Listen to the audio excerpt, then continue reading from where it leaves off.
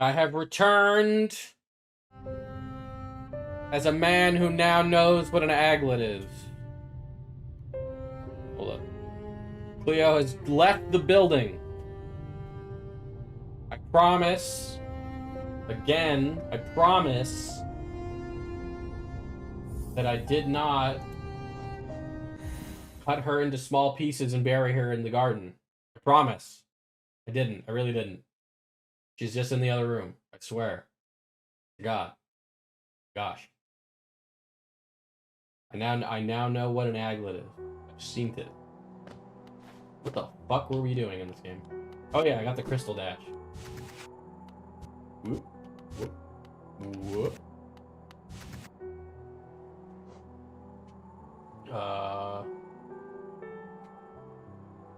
Really not there. You can't find your phone? Pull up. You want me to call it? Yeah. I'll call your phone. Cleo can't find your phone. See, I told you all I didn't kill her and cut her up into pieces and bury her in the yard. I told you I didn't. It's just like one of those right here. moments is like, you have your phone for a second, and then... I know, I feel you. Where the fuck did I put it? I know. Why are you not in, like, my most recent people called? There you go. Okay. Your phone is being called, Cleo.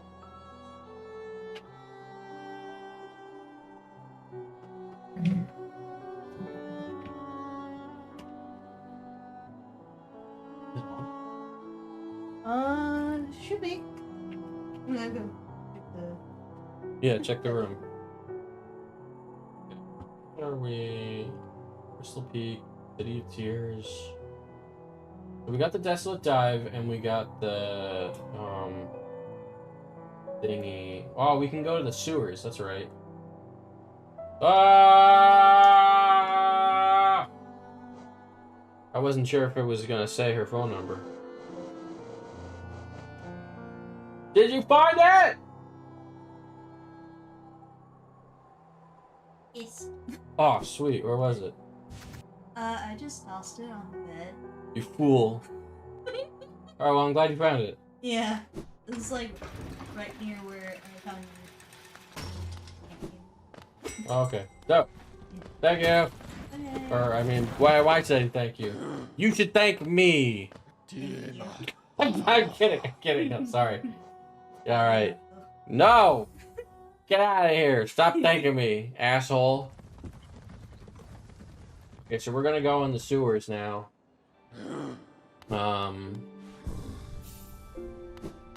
That's where we left off. And get Isma's Tear. As well as, oh,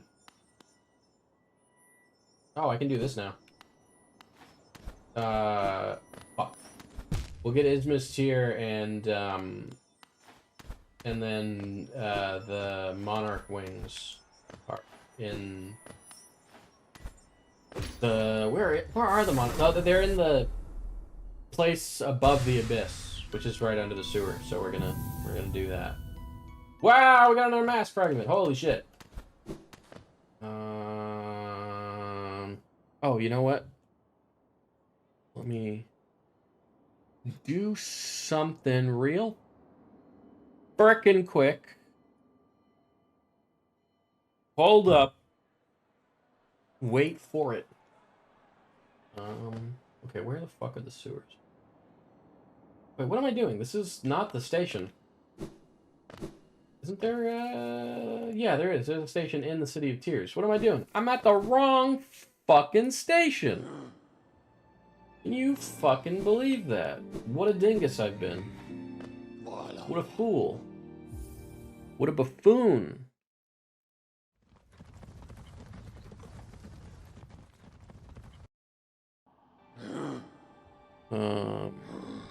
We were supposed to get new Wi-Fi today, and that did not go well. Hold up, where is... I'm sorry, I'm doing a thing. I'm doing a thing! Oh, the thing has been done. Oh. Oh, Lord, the thing is done. Hold up. Not really, but now it is done. Oh, Christ. The thing is done. Almost. I lied. The thing is not done. The thing is done now. Wait, why is it doing that? It shouldn't do that. There we go. There we fucking go. The thing is done. The thing has been done. Been done did. Let's see. We're making good progress, by the way. We're making pretty damn good progress. Trekking through the game. We're getting pretty close to having the full move set. I feel like, aside from the Shade Cloak, all we're missing are the Monarch wings and Isma's Tear. Isma's Tear is really less of a move set kind of thing and more of a, oh fuck, I'm fucked. Hold up. Please. Please. No, I'm scared. Hold up, wait. Isma's Tear is more of a moveset thing, or less of a moveset thing, and more of a now you can overcome these obstacles kind of thing. Ha ha ha! Ah! Dipshit, he killed himself. Hold up. What does it look like with the side mask and a hat? That don't look right. I don't like that. Why did I do that in the first place? What have I done? Yeah, let's go down. The first yawn of the stream, aren't you proud? It probably isn't even the first yawn. It's the first one I've noticed. That's the kind of commentary you get on this channel. I will be counting all of my yawns. So I hope that you are thoroughly engaged and ready for some yawning content. There's gotta be somebody who gets off of yawns, right? Like, that has to be a thing for someone. I don't know who. It's gotta be. I always think about that, man. Fetishes that are just such simple, mundane things. Like, for people who get off to mukbang videos, dude, that's so easy. Like, you're just cumming your pants every time you go to a hometown buffet. Or honestly, that's probably a curse, really. Because I don't know if you really want to be cumming your pants every time you go to a hometown buffet. At least I don't want to be. I wouldn't like that. That would be upsetting. But, you know, the rest of us, there's trials and tribulations we have to go through, you know, to find the right video that makes you spurt your goo. Now, I don't know how I know this, but especially if you're on copious amounts of SSRIs, very hard to finish. So, you know, maybe if I fucking cum my pants every time I went to a hometown buffet, maybe that wouldn't be so bad. Because at least I'd be cumming my pants. No. No, you don't want to ever cum your pants. Unless you get off to cumming your pants. You see, then, you know, that's the question.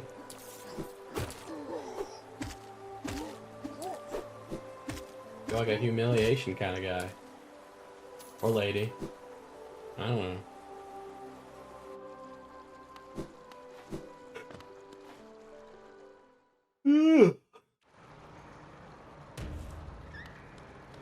Shit. But the lamp comes in handy here, huh? Oh well. I love these fellas, by the way. Fuck. Tried. I've been on a strange kick lately, by the way. in terms of manga reading habits. I have... You know what? Let me show you... Let me show you the tonal whiplash of what I'm dealing with here. Let me show you what it's like... Oh man, I don't know if I can show that one. Oh man, I don't know if I can show half of these. Okay, hold up. I'll show some of these. Let me show you the tonal whiplash of what it's like to be inside of my manga reading habits. Because I've got screenshots. I've got pictures here.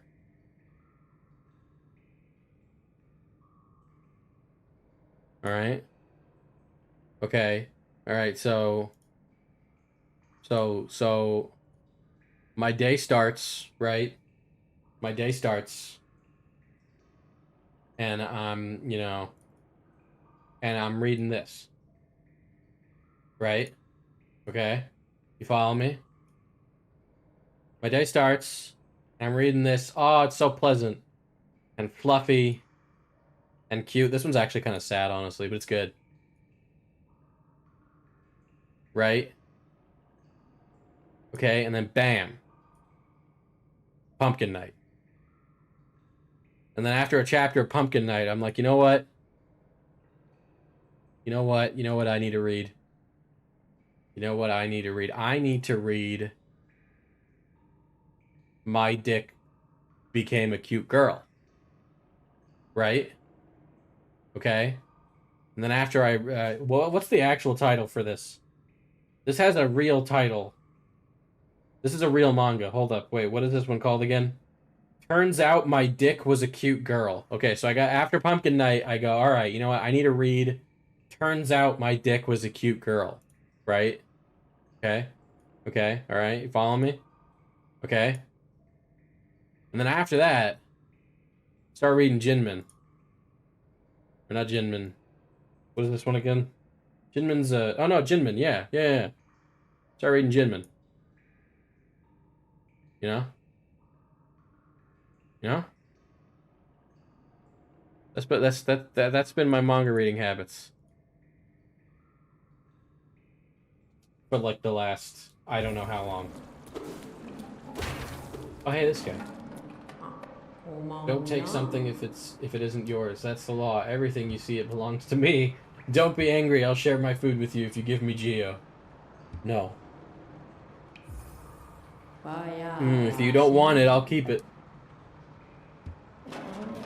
Doesn't this guy give you like... He gives you like the rotten eggs or whatever. I think. I can't remember.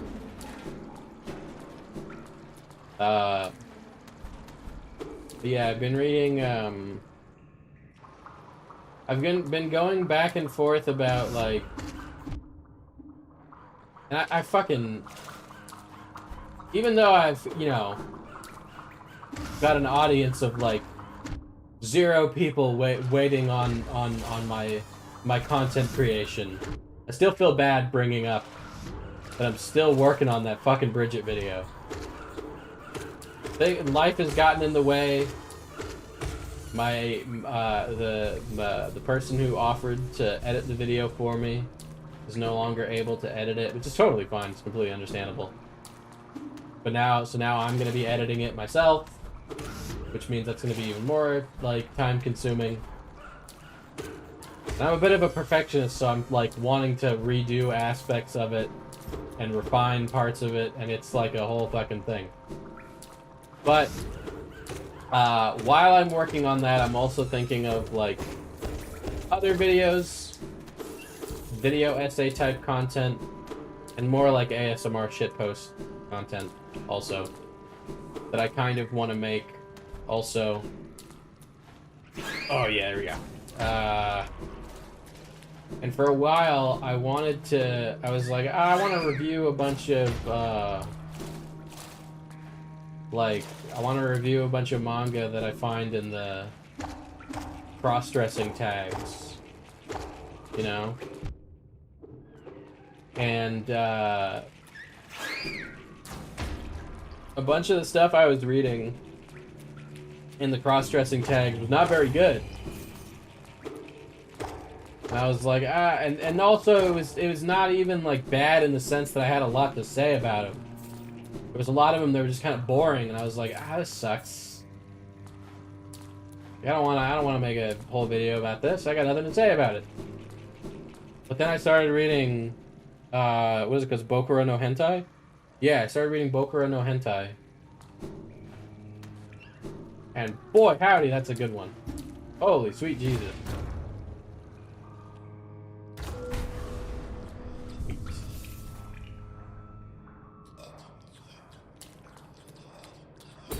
Forget where Cornifer is here.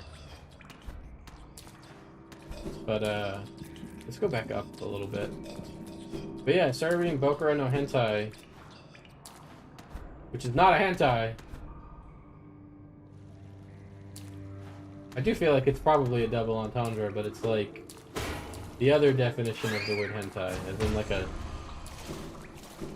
a change or like a metamorphosis or whatever. Anyway, it's good. It's very good, and it's very sad, but it's very good. It's about 3 characters who are born male and wait, hold up. Yeah. And for one reason or another are dressing like girls. And that they meet up, but they each have different reasons. One of them is cross-dressing because the person he likes is not into men. And the filthy hypocrite will fuck him if he wears girls' clothing. The other character is dressed like a girl because his sister died and his mom is so grief-stricken that he has to pretend to be his sister at home because she like can't cope with the fact that the sister died. That was a cool voice crack. Anyway. And then there's another character that is dressing like a girl because she's trans. And the 3 of them meet up in like a cross-dressing forum or whatever. And it's just about their lives. It's just a slice of life with that basic premise. And it's really fucking good. And I like these characters a lot, and I like the art style a lot, and it's just really good. So I probably will end up making a video about that one, honestly. At least I think so. Yeah.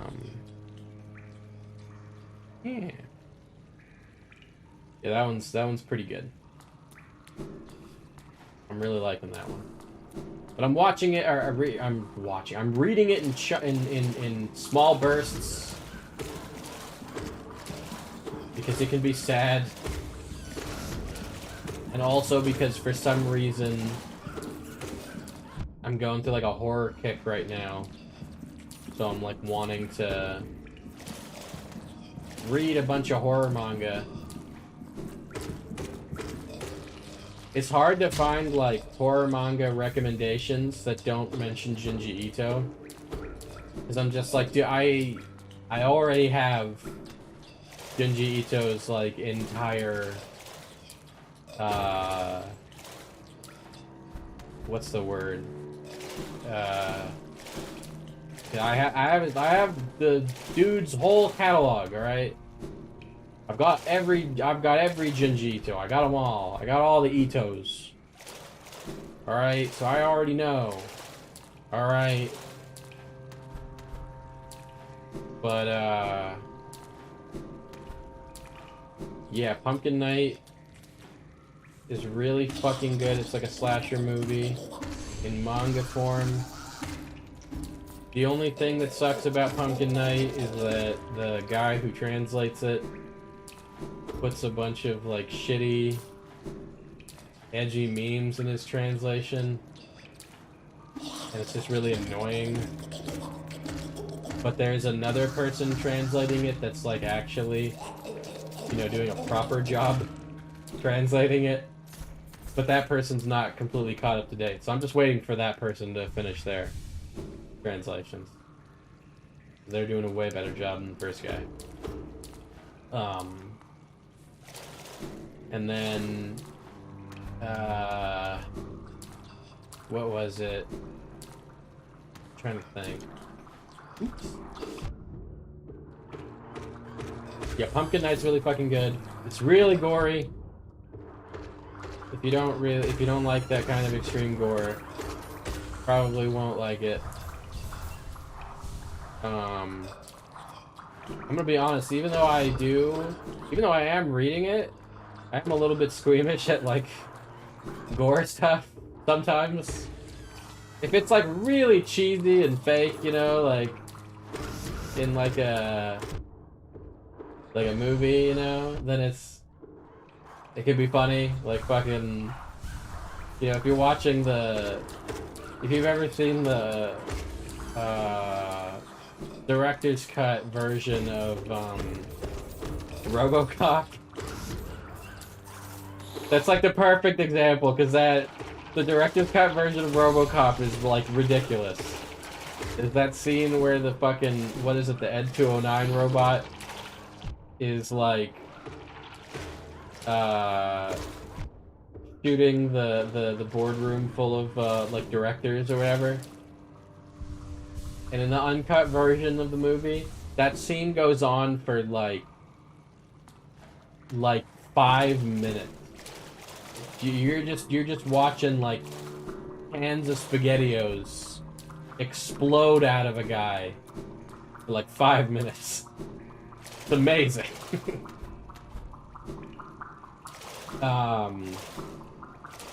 But yeah, no, I got a little bit squeamish at some of the gore, but still really good. And it's just like, it's dumb fun. It's kind of like a Friday the 13th sequel. It's kind of got that kind of vibe, that kind of goofy slasher horror movie vibe. You know, it's not taking itself too seriously. And I like that. I like that kind of thing.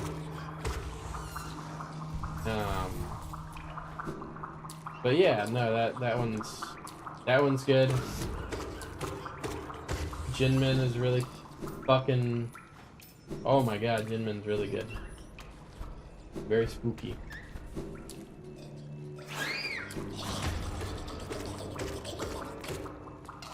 I like the noises they make.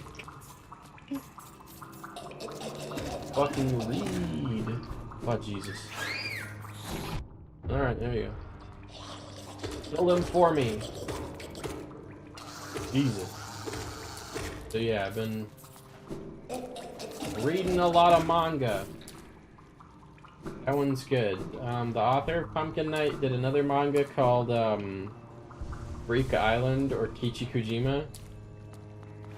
And I kind of fell off that one, honestly. That one I think is still going. It's like his longest running series. I got like halfway through. That one also has the shitty meme translator that says Pumpkin Night. Why is there like boss music playing in here? What is going on? Like boss music and Cornifer is fucking humming. Weird. But yeah, no, that one also has the shitty meme translator guy. But also it's just got too ridiculous for me after a certain point. I'm like, this is just silly and convoluted. And so I just lost interest. But Pumpkin Knight's still pretty fucking good. Oh damn it. No.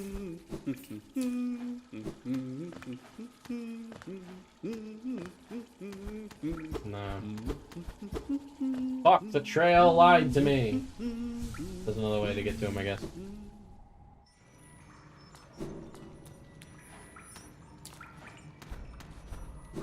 Fuck. I feel like I could have gotten that.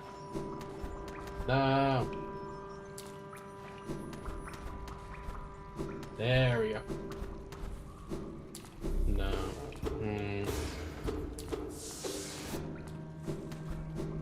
Do I have to go around from the fungal waste? Is that the only way to get there? I really don't remember.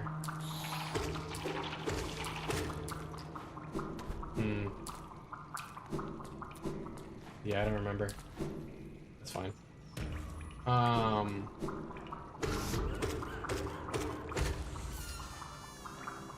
Let me see. Fungal waste. Yeah, I don't even remember. I don't even know how you get there from the fungal waste. Probably a hidden passageway or some shit. Hate these things. And I hate the boss that's got him, the fluke marm. That one's gonna be tough. I always have a hard time with fluke marm for some reason. I feel like if this was a Steel Soul run, it would be ending at fluke marm.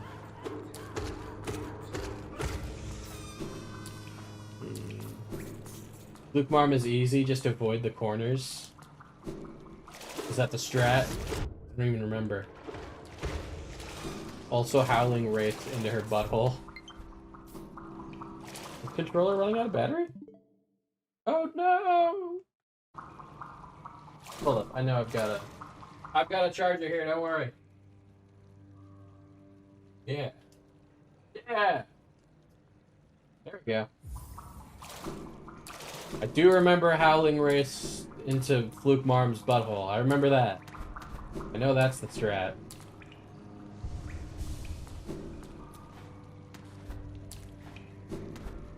I remember that much at least, but everything else I don't remember. I don't remember how to fight Fluke Marm. But we'll try! Pretty soon, probably.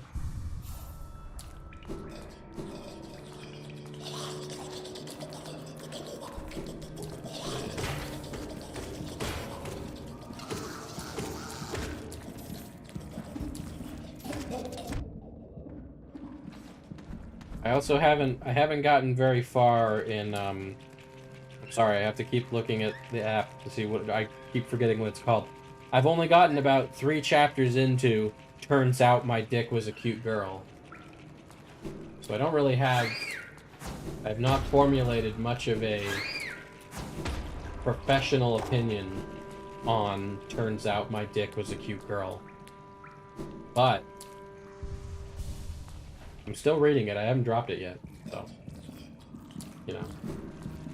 I think that says something that I didn't drop it after a chapter.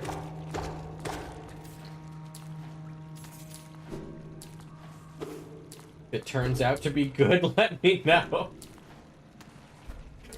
I mean, hold up. Which one was it? That's not it. That's it. Does this appeal to you?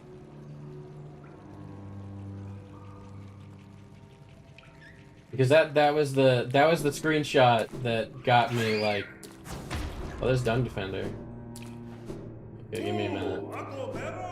I saw that screenshot and I was like, all right, I gotta read this manga. I saw that and I was like, yeah, all right, this cannot go ignored. I have to see this. And I read it. Well, at least I read like 3 chapters. I plan on reading more. My question is, where can I find it? I will DM you the deets. I will explain to you.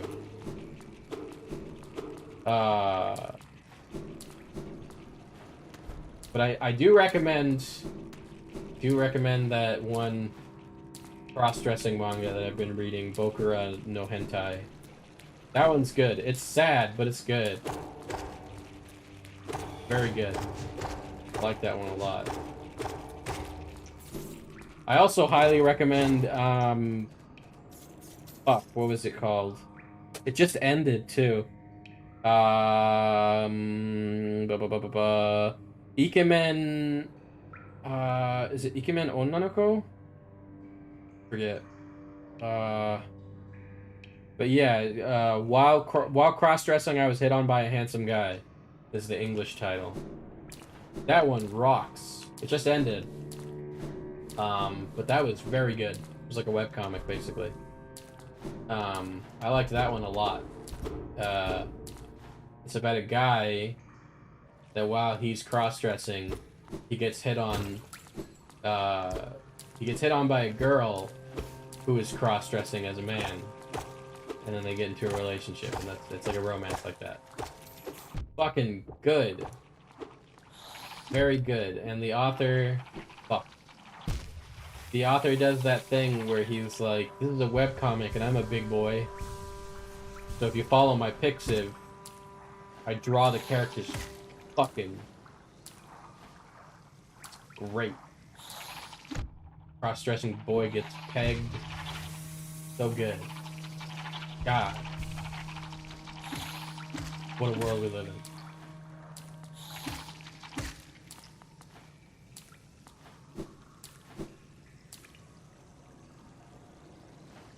Fuck.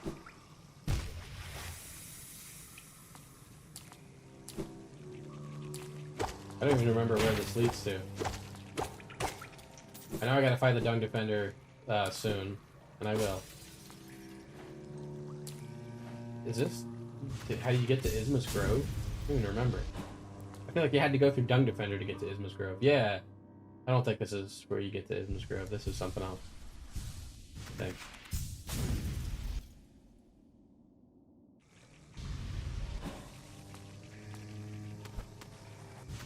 Whee!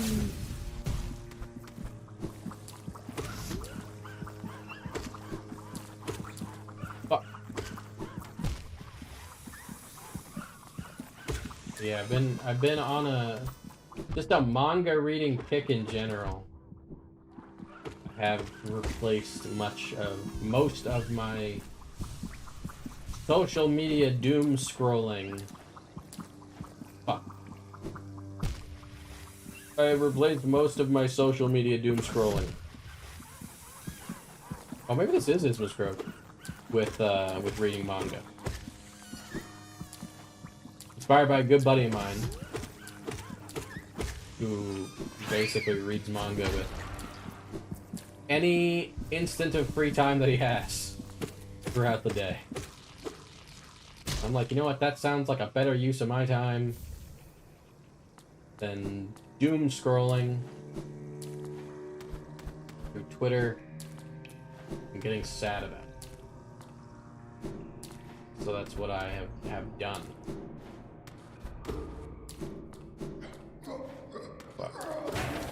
I'm almost caught up on Yotsuba, which makes me sad. I didn't even realize until like super recently that Yotsuba was still going on. I could not believe that. I used to read Yotsuba when I was a kid because it was like the only manga that my local library had.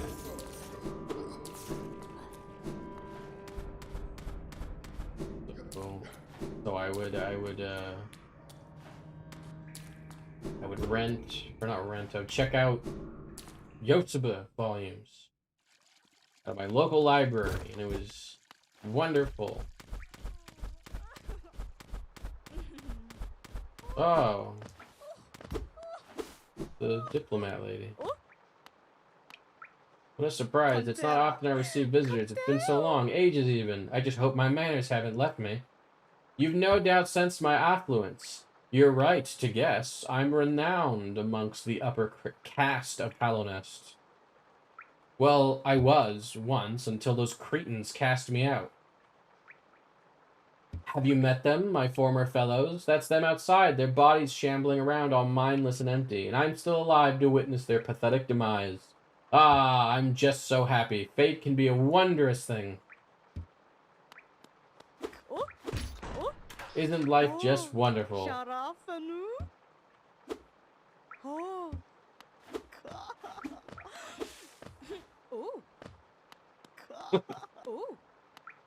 Forget what she says when you dream nail her. We need to get the fucking dream nail. I don't remember how to get to the place with the dream nail, honestly. I feel like we could have it by now. I'm just like rushing to get the Monarch wings. Let me see.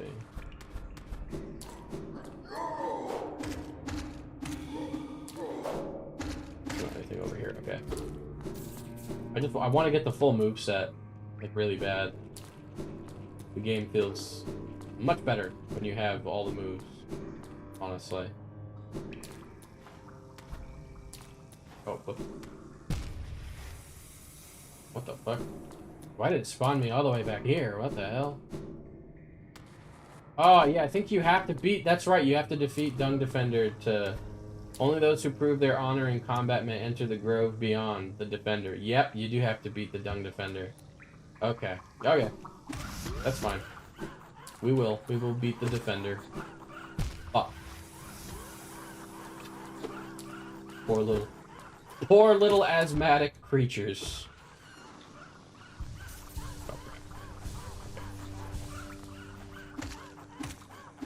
Fuck. Oh shit. There's something up there. Maybe I've already been up there. I don't remember. Okay. A little bit hard to tell when I don't have a fucking map.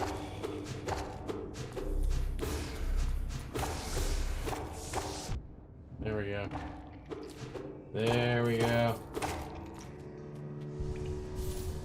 Okay. Looked like there was something over there, but there wasn't. Oh fuck! Ah! I don't know how late I'm gonna be playing Hollow Knight.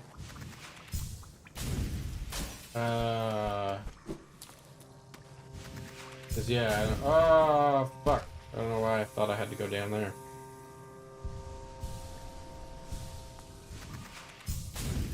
We're definitely gonna beat the Dung Defender. We're gonna do that like right now. Whee! Oh shit.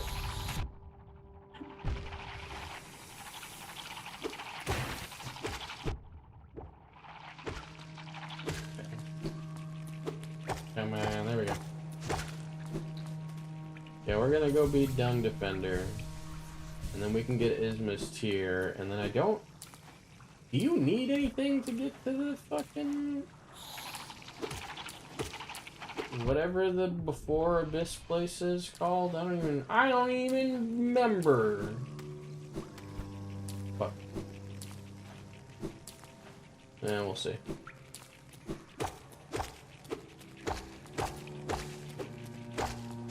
There we go.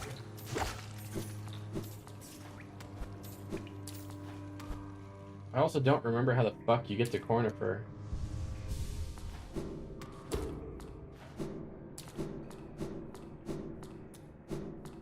But there were like mushrooms, so it seemed like maybe you have to enter from the side of the fungal wastes. I don't know. There might just be like a secret passageway. I was about to check a map! But there ain't no map to check! Here it is. Alright. Let's do this. I love him. I love the Dung Defender. There's so many charming characters in this game. I love Dung Defender, I love Cloth. Here we go. Here we fucking go. Hopefully we can do this on our first try. That'd be nice.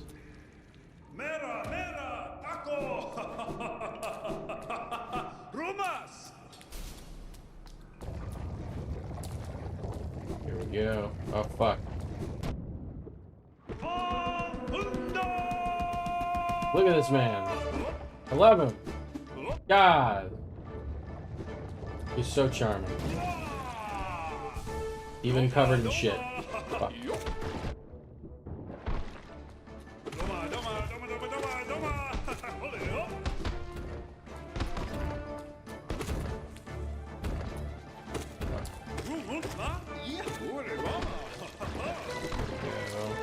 Oh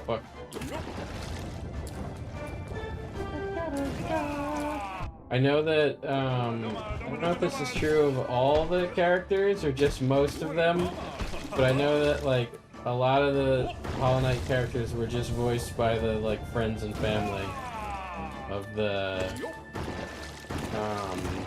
two lead developers. They're the only developers. Of course they're the lead developers, they're the only developers. But I'm pretty sure, I could be wrong, but I feel like Hornet is played by one of their moms. And I can't remember, I feel like this was like one of their friends or something. Can't remember, I feel like I saw like a live stream or something where they mentioned that the recording for the Dung Defender dialogue was a fun day. Which is, it sounds like it is. It's so jovial.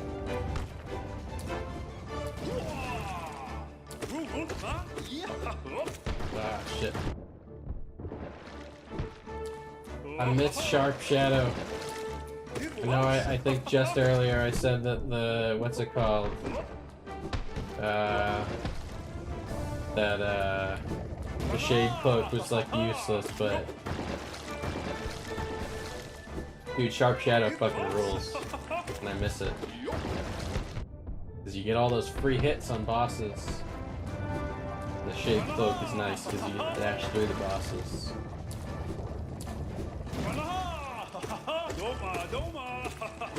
That I think we get in the actual Abyss, if I'm not mistaken.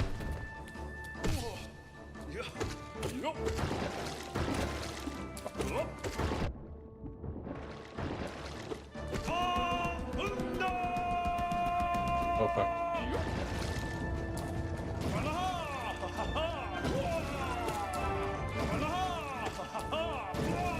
Okay.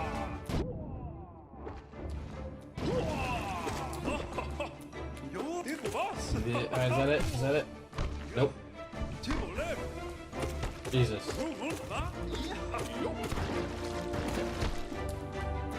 This is a pretty easy fight from what I remember. Fuck.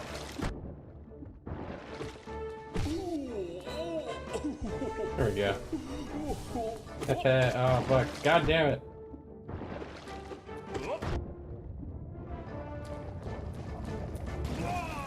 I don't know when exactly it is that I want to upgrade my nail. I can definitely say I'm not gonna do the endgame content like Grim Troop and God Home without a fully upgraded nail. But I also usually go pretty far without a fully upgraded nail. Pretty much go up to the end game content, typically. But I don't know when I'm gonna get that first nail upgrade. Cause like, you know... Fuck.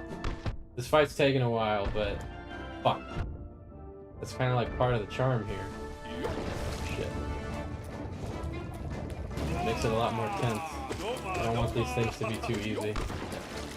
Fuck. Holy shit, is he still alive? Oh my god! Fuck.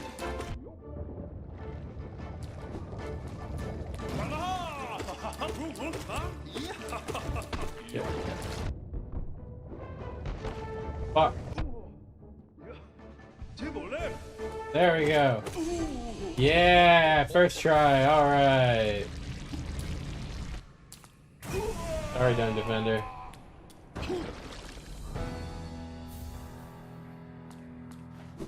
Okay though, he's alive. I fucking love the Dung Defender.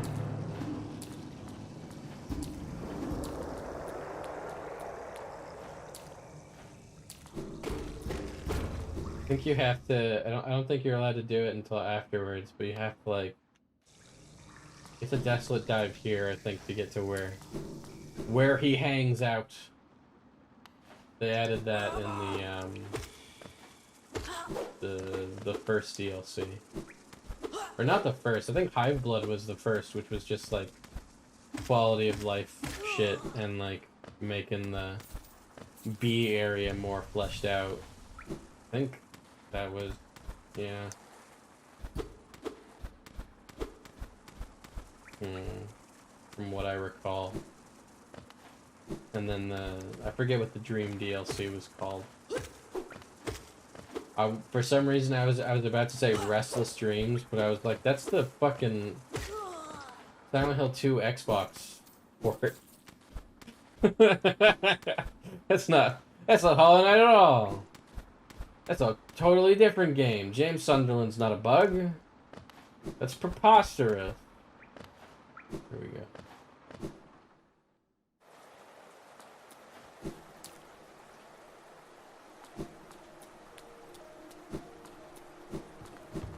I've never been to this part of the City of Tears yet. Is there like a... Maybe it was blocked off. Let me see. Is there like a thing blocking it off on this side? Probably is. We'll go back down into the sewers in a minute.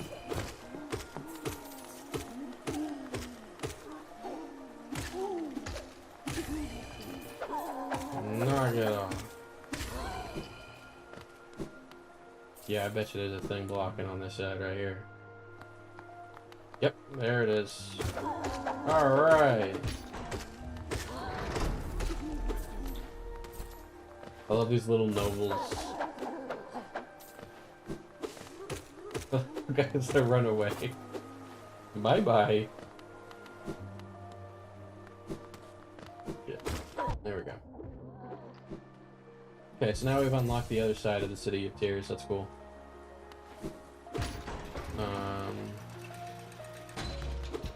We have the, like, lover's key or whatever. Did we get that? No, we have the elegant key. That's what it is.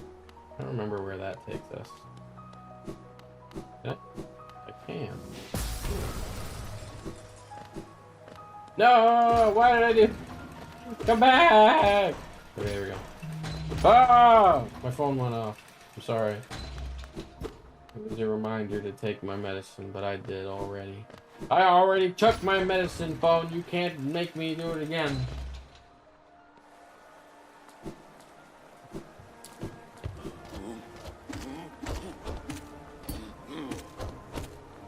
Fuck.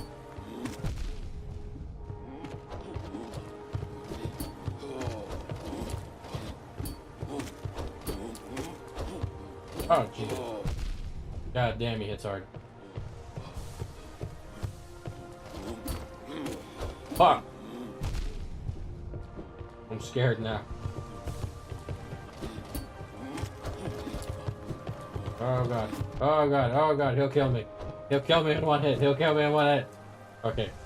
Now he'll kill me in 2 hits, so it's okay. Safe.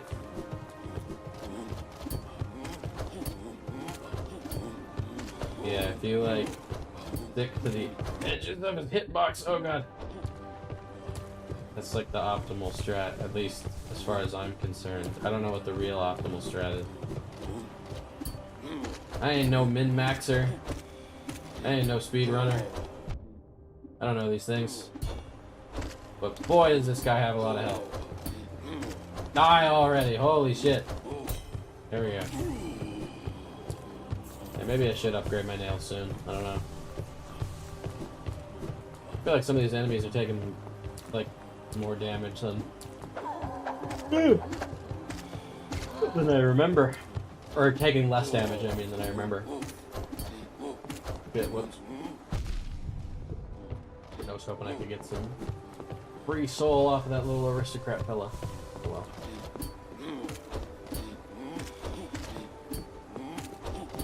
Shit. Yeah, these guys give you like 50 geo. So they're pretty good to, you know, not ignore. Especially considering that last stream I lost like all my fucking geo.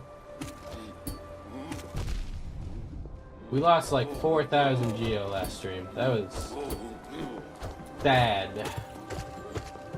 Oops. Hold on. Let me heal, sir. Okay, let me heal. Thank you. Fuck. God. He hits hard. I like the impact of it. Like, I know that that happens with other, like, you know, attacks too, where you don't hear, where the sound cuts out for a sec, but, like, those double hits have, like, a serious fucking thud to them, man. Good shit. Wow. Secret area. Secret worm. Wow, he made the same noise. That's fucking incredible. Fuck. That's like the lever tower, right? I think I don't have the key for that, but let me just double check. There might be some stuff we can get up here. Nope.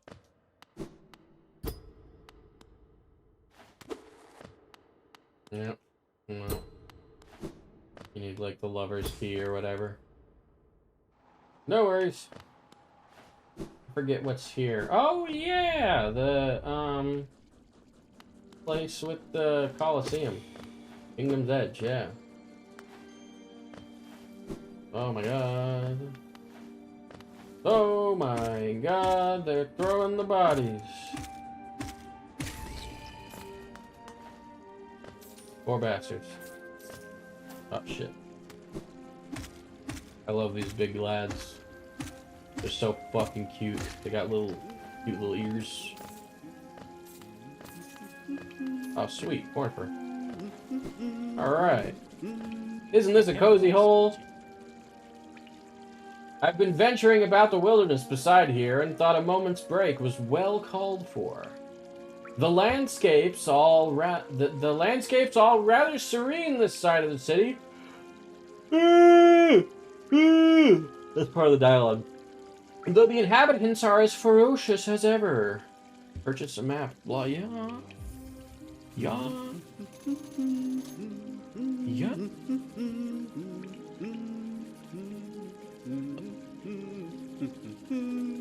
Let me double check something really quick. Okay, yeah, we're good. We're good. Okay. Alright, just needed to check up on something.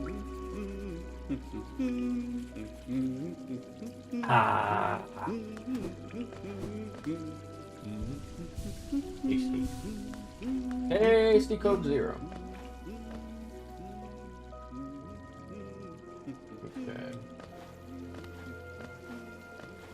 I don't remember what's down there. I think Kingdom's Edge is where you do the second Hornet fight, if I'm not mistaken. I think. We're nowhere near, like, when that's gonna happen. I think there's, like, prerequisites to that. I always forget. But, yeah, let's unlock this second.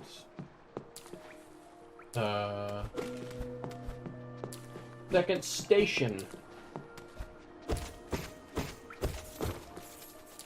Yeah.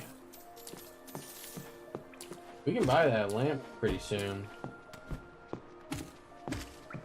He just didn't give a fuck while I was pogoing him to death.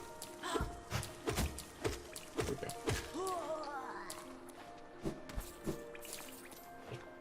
Pummeling him like a pogo. I can speak English. Where does this go? I forget. Oh.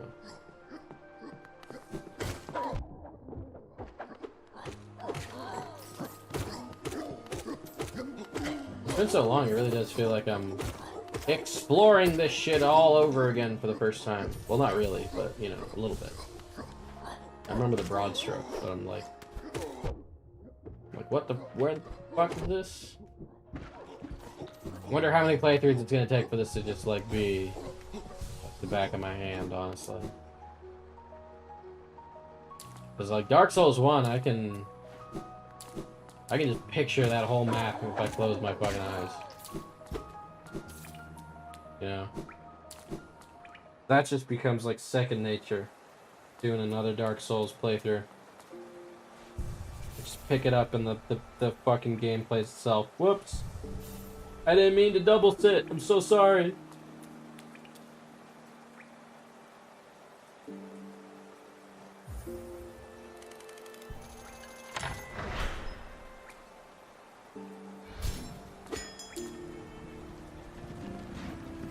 Okay, so let's see.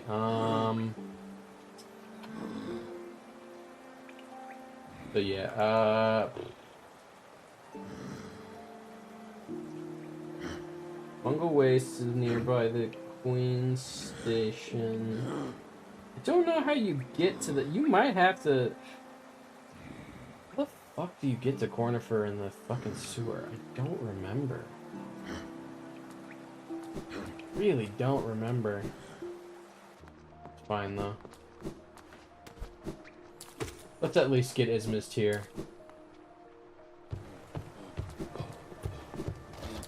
Whee!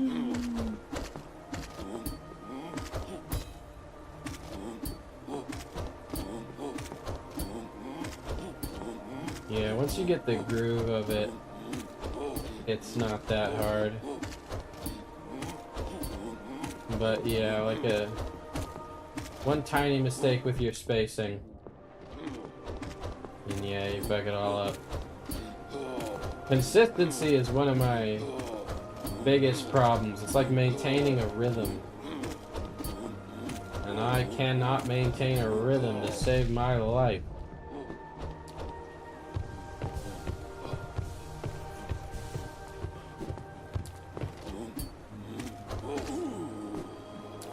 I remember once,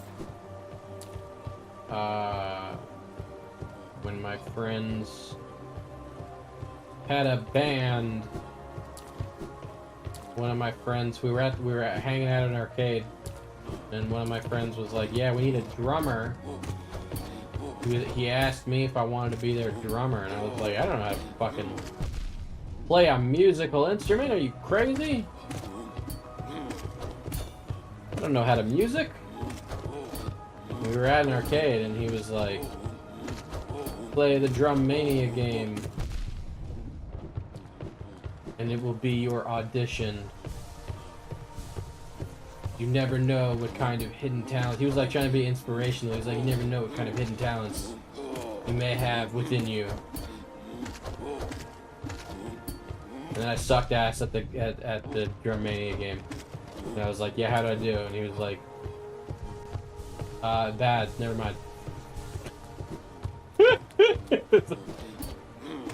Invitation revoked. Forget it.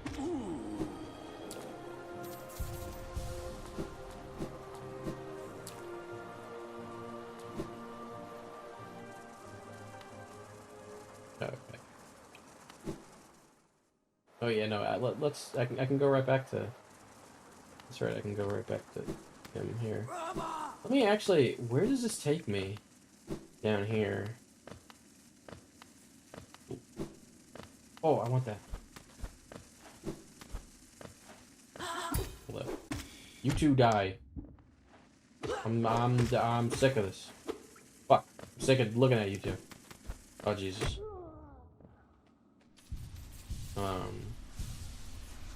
What the fuck was I gonna say? I don't remember. It all left me. Oh right. Yeah. So point being, not good at music. Okay. It's okay though. That friend was an asshole. I don't talk to him anymore. Wasn't remember. Oh fuck. Shit. Yeah. I literally walked into that. I have nobody to blame but myself. Oh no, I'm gonna die. I should not die. Hold up. Let me not die.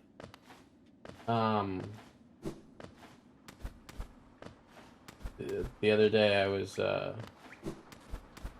recording my podcast. Wow. And I told everybody, like, give me a minute.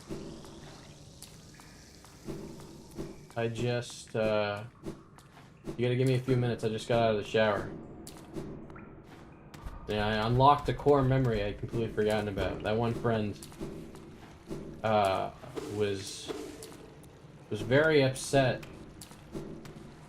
He was, like, really upset with me when I would say that. He had a case of what I like to call the not gaze, where he was so overly concerned about coming off as not gay that it made you a little bit suspicious that maybe he was a little gay. Which was very strange because I feel like my friend group is quite inviting and welcoming in that aspect of things. Because just about everybody in my friend group is in some way like LGBT.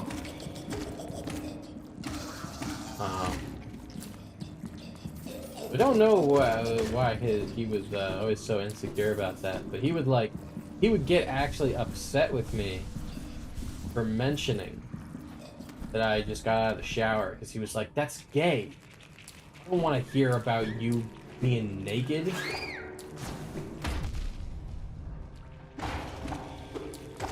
It almost like, it sounds like a parody, but he like genuinely like made me like not say when I was gonna take a shower. Or that I just got out of the shower or whatever. He's like, that's gross. I want to be thinking about that. Oh fuck.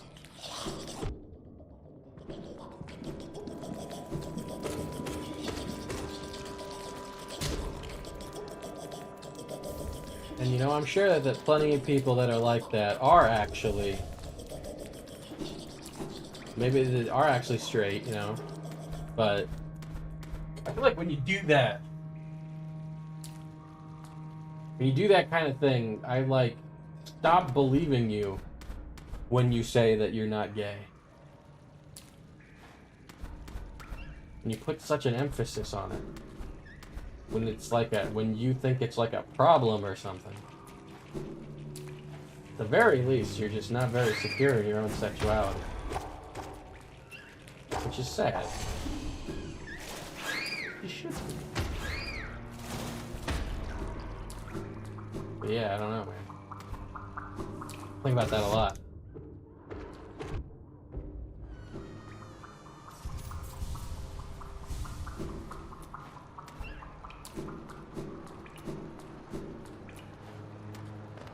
Up here? Fuck, this is so hard without a fucking map. This sucks. Why? Ah.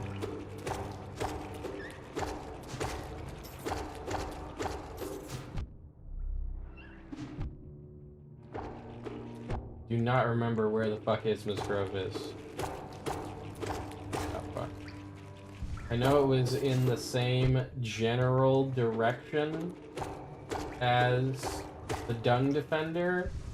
I still do not remember where it was.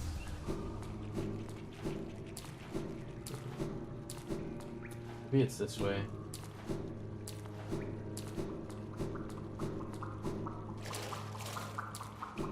Fuck.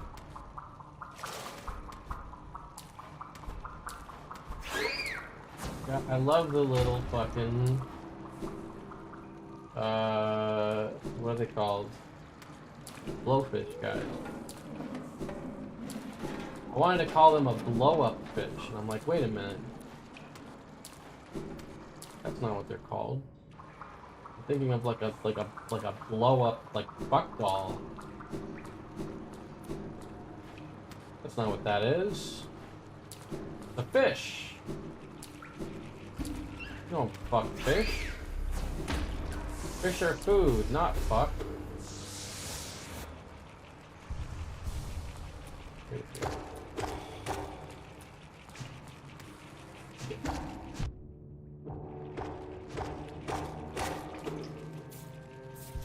I don't know. Maybe I have to go towards the bench first.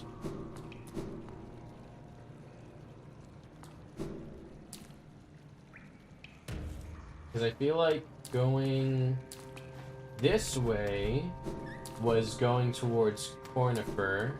I literally jumped into that. Christ almighty. Going this way was going towards Cornifer, which... I mean, let me see if I can fucking find him. I mean, I know where he is, I just don't know how to get back over there. Fuck. Oh god, oh god, oh god, oh god, oh god, oh god, okay.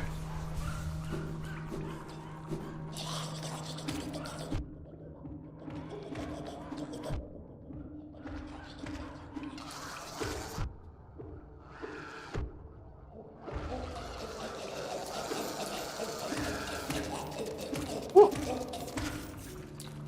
Christ almighty.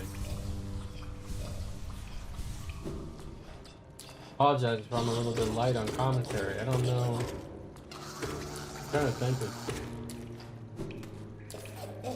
There's not too much I know to talk about. Because I work and then I go to bed, man.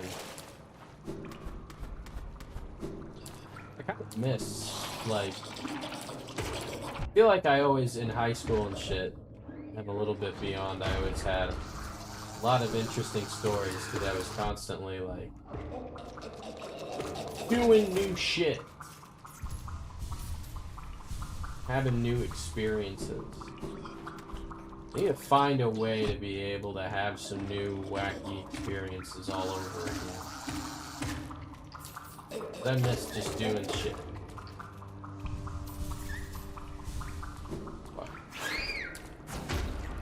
Being like, yeah, that's gonna be a story later.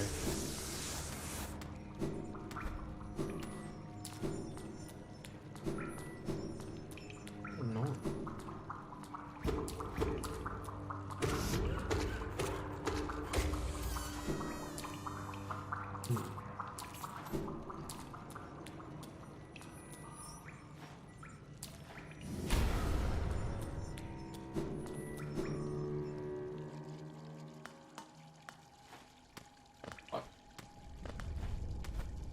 How do I get up there? Oh, motherfucker. Wait a minute. Wait, what the fuck? Damn, I'm stupid. Are you serious? How the fuck? What? Oh, maybe I had to, like, beat the Dung Defender first. I don't know. What the fuck? What the fuck? Now I'm in the fungal waste. This is horse shit. I'm mad.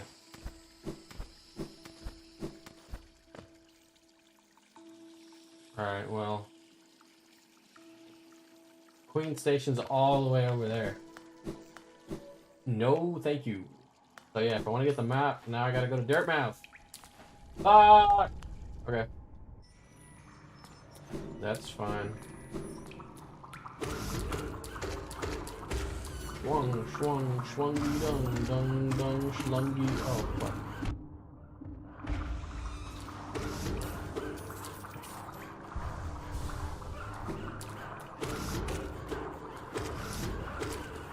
There's something funny about a whole fucking room full of these things.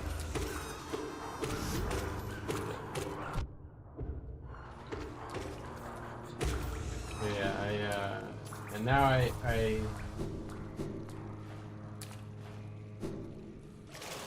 don't want to say I feel less connected to the goings-on of the world without, or it's not, I haven't gotten rid of Twitter, I just don't use it on my phone anymore. Or well, like sometimes I go into the browser to check my messages. If like an artist I've commissioned messaged me or like a Dashi messaged me or something. But what was it? I don't know. It definitely feel like my mental health has improved using Twitter way less. I feel like there's a lot that I, you know, again, I guess you could word it as like, you know, things I'm missing out on or whatever, but I also feel like that's misleading to say that I'm like missing out, because I'm really not. Hold on, let me see. The entrance to the sewers might be near a stag station. Let me see. Can't remember if it is or if it's not. But in a good way, because a lot of it is just shit that I either I don't care about, or like the kind of thing where you're almost like hate watching. You know?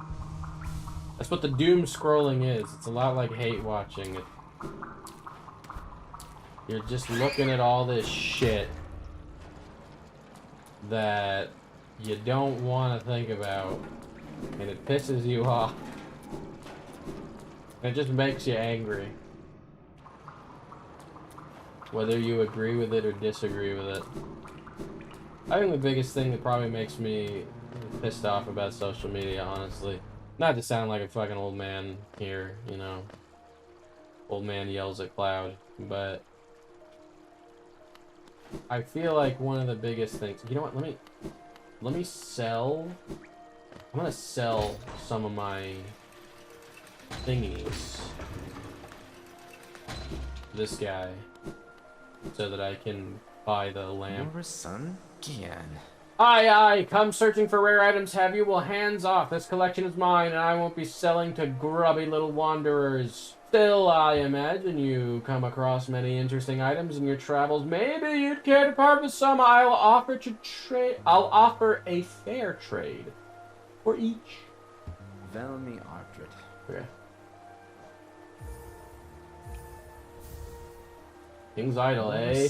Hallownest's king was an elusive figure, deified by the citizens, but the king rarely seen worship was offered through these idols. There's an expert craft to them. Few alive could match this skill. Velmi Artred. A Hallownest seal, eh? Very interesting this. Do you know the kingdom's 5 great knights?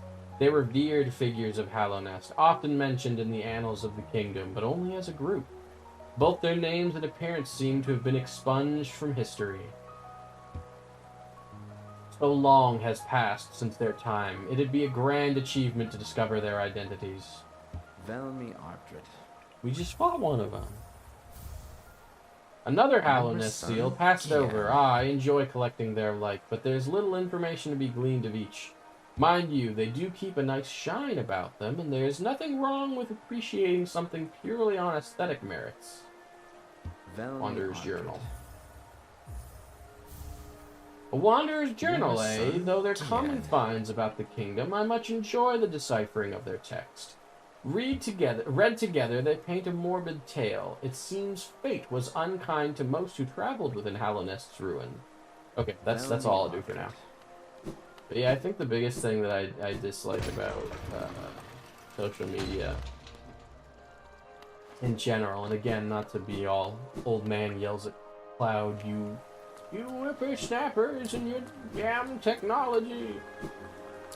But it just feels like the conversations going on, like nobody actually wants to have a conversation. And even saying that, a lot of people will tell you, you know, oh, you how could you want to have a conversation with somebody who thinks this, and this, or whatever. But so many issues are just painted as black and white. People want to be able to easily categorize you into an in-group or an out-group. So that they can easier, like,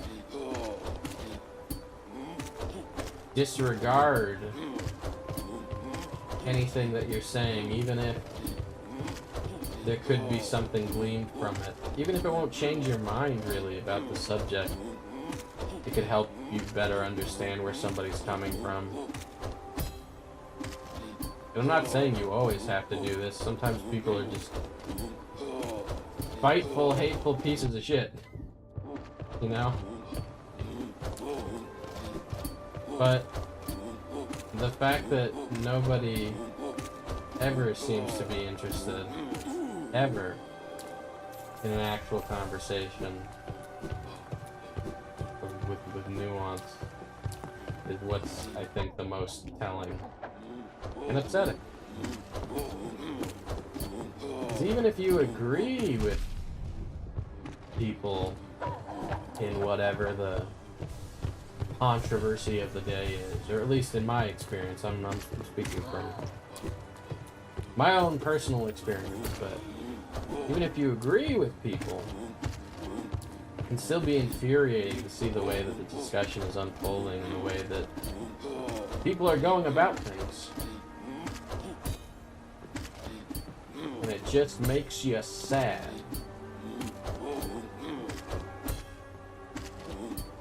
No. I'm just not built for that, man. I definitely don't think that the human mind was built to... Human brain was not built for worldwide connectivity. That has, like, fucked with us. I'm also not saying, though, like... You know... Put it back in the Pandora's box. It is a Pandora's box. We've already opened it, and the internet does so much good for us, too. What allows me to do this right now. But, you know, I definitely think the human brain was not built for this. We were not built to fucking think about the entire global problems of the world on such a large scale. Fucks with us.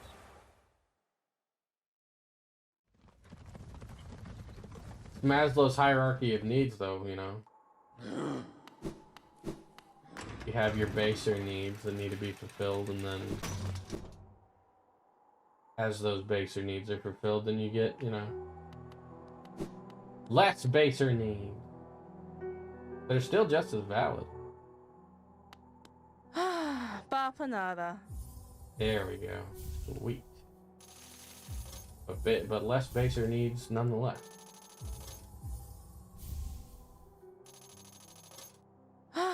After more supplies, you've already bought so much. Unfortunately, for now, you've cleaned us out of everything worth selling. Oh, no. Cornifer will no doubt be pleased, though I do wonder what he plans to spend all that geo on. I'm happy that, like, Cornifer gets a happy ending. Oh. Oh. Oh. Oh. Oh. Alright.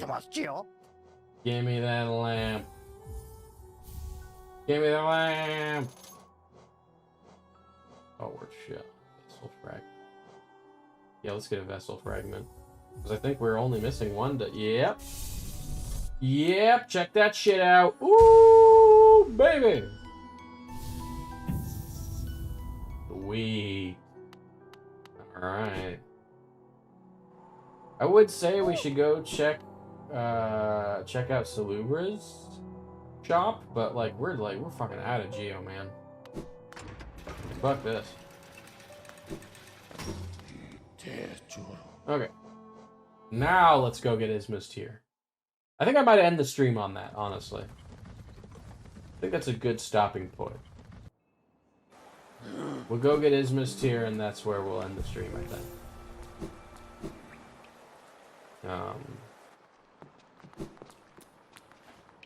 Yeah, because I'm tired, and I'm like running out of shit to say. Which I really need to get better at. But I'm not being like self-deprecating or anything. But you know. Would you like me to deprecate you a little? Oh my god. No. Oh my god. No. If you're shutting down stream, don't let me keep you. But No. I was gonna stop the stream after we get a thing in the game, which is probably gonna take me another half hour maybe. Yeah. I presently have an ad playing. Oh no, Should have sorry. used the cheat that our friend recently discovered for getting around Twitch ads. I shouldn't say that. I shouldn't say that on Twitch. There's no way to get around Twitch ads. Watch all the Twitch ads. Watch extras. And make sure you have double Twitch ads. What the fuck are extras? You know, watch extra Twitch ads. For your Oh, health. just like watch more Twitch ads. Yeah, watch. Yeah. Like eat your veggies and watch your Twitch ads. No, Tip no, your fuck wagers. that. Pro tip: you can use. I forgot about that. You can use Firefox's. TOS. You can use Firefox's picture-in-picture mode to like continue watching a Twitch stream when it's got ads going. And just mute the ad and Yeah. it'll play in the background. That's really cool. I hope Twitch never fixed that. Firefox is great. It is. Have you ever considered? Have you ever seen those fancy ads for Opera GX and thought about it though? I had a when I was still doing like online teaching, I had a student that used Opera GX, so I got to like look at the browser through their like install. And it really was cool, like just the amount of customization it offered. Like you could, I mean, I'm sure there's a way I can tell Firefox like, hey, don't use any more than like 2 gigabytes of RAM, you know. But like in Opera GX, there's just like a little slider for it, which like it's useful if you, I guess, are like gaming on a laptop or something, and you really want to be able to like make sure your browser isn't like eating up a bunch of resources when you're trying to game. But then again, like if you're like laptop gaming, rule number 1: close the browser while you're gaming. But now you don't have to, Steven. Like, yeah, now you can watch YouTube videos at half the speed. Yeah, I don't know. Sometimes I see those Opera GX, like a YouTuber is doing an Opera GX ad, and I'm like, does look kind of cool. I think it's neat.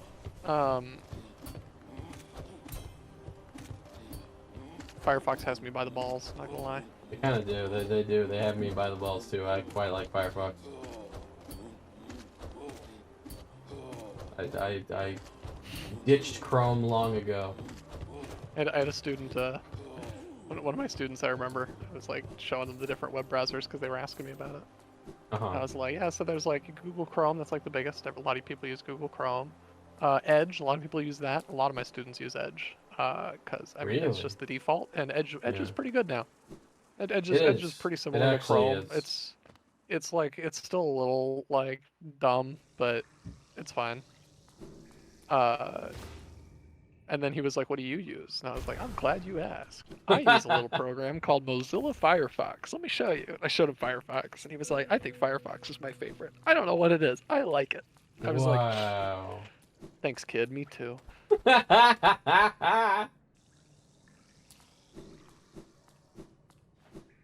It's funny. I remember in middle school, I had like a libertarian computer teacher, like in 8th grade.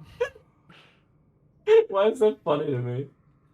I only know he was a libertarian because it's the same thing with a vegan. How do you know somebody's a vegan? Don't worry, they'll tell you.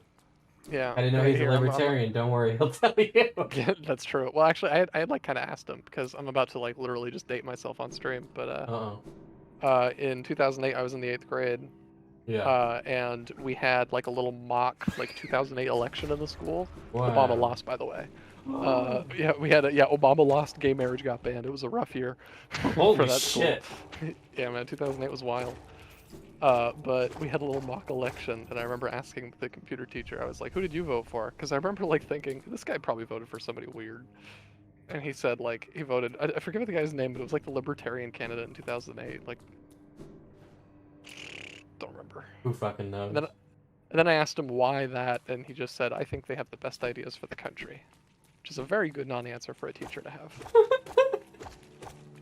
That's fair. I feel like if I was a teacher and a fucking student was asking me my fucking who I voted for, what my political beliefs were, I would say none ya. I voted for none ya. You little shit. Bob Barr, maybe, says Dashy. No, it wasn't Bob Barr. I'm like diving into fucking Wikipedia. Let me see.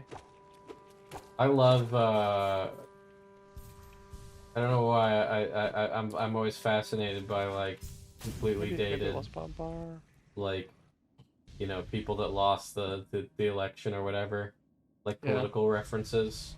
Yeah. In season 1 of House, or maybe it was season 2. Was that season 1 or 2 of House? The character Stacy makes a joke about her like sister-in-law voting. Is like, oh, does she have any mental issues? And she goes, she voted for Nader twice. I'm like, I don't know who that is, but I bet you that's a politician that didn't win. Nader also ran in 2008 and lost, yeah. Oh, really? There you go. Yeah. Damn. I'm looking at the full like list of like presidential like candidate results for 2008, and they really hit Obama with the Hussein. Barack Hussein Obama II. John Sidney McCain III.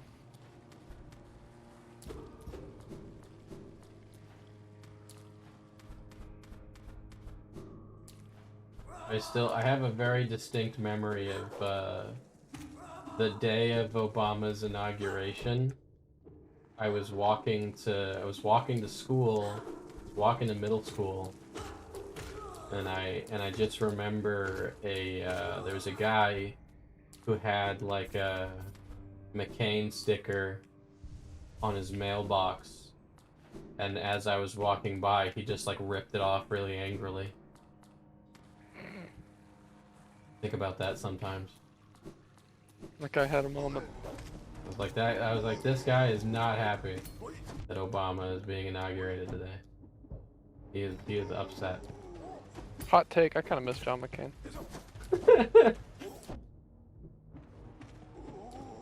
It's fair. It's not cool to be political on stream, but he was one of the good ones. One of the good ones.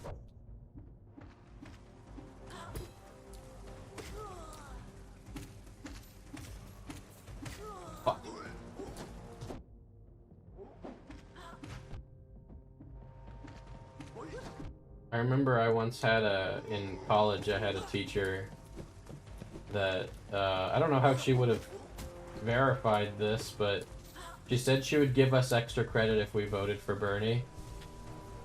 And then somebody informed her that that was illegal, and then she said, I was just joking.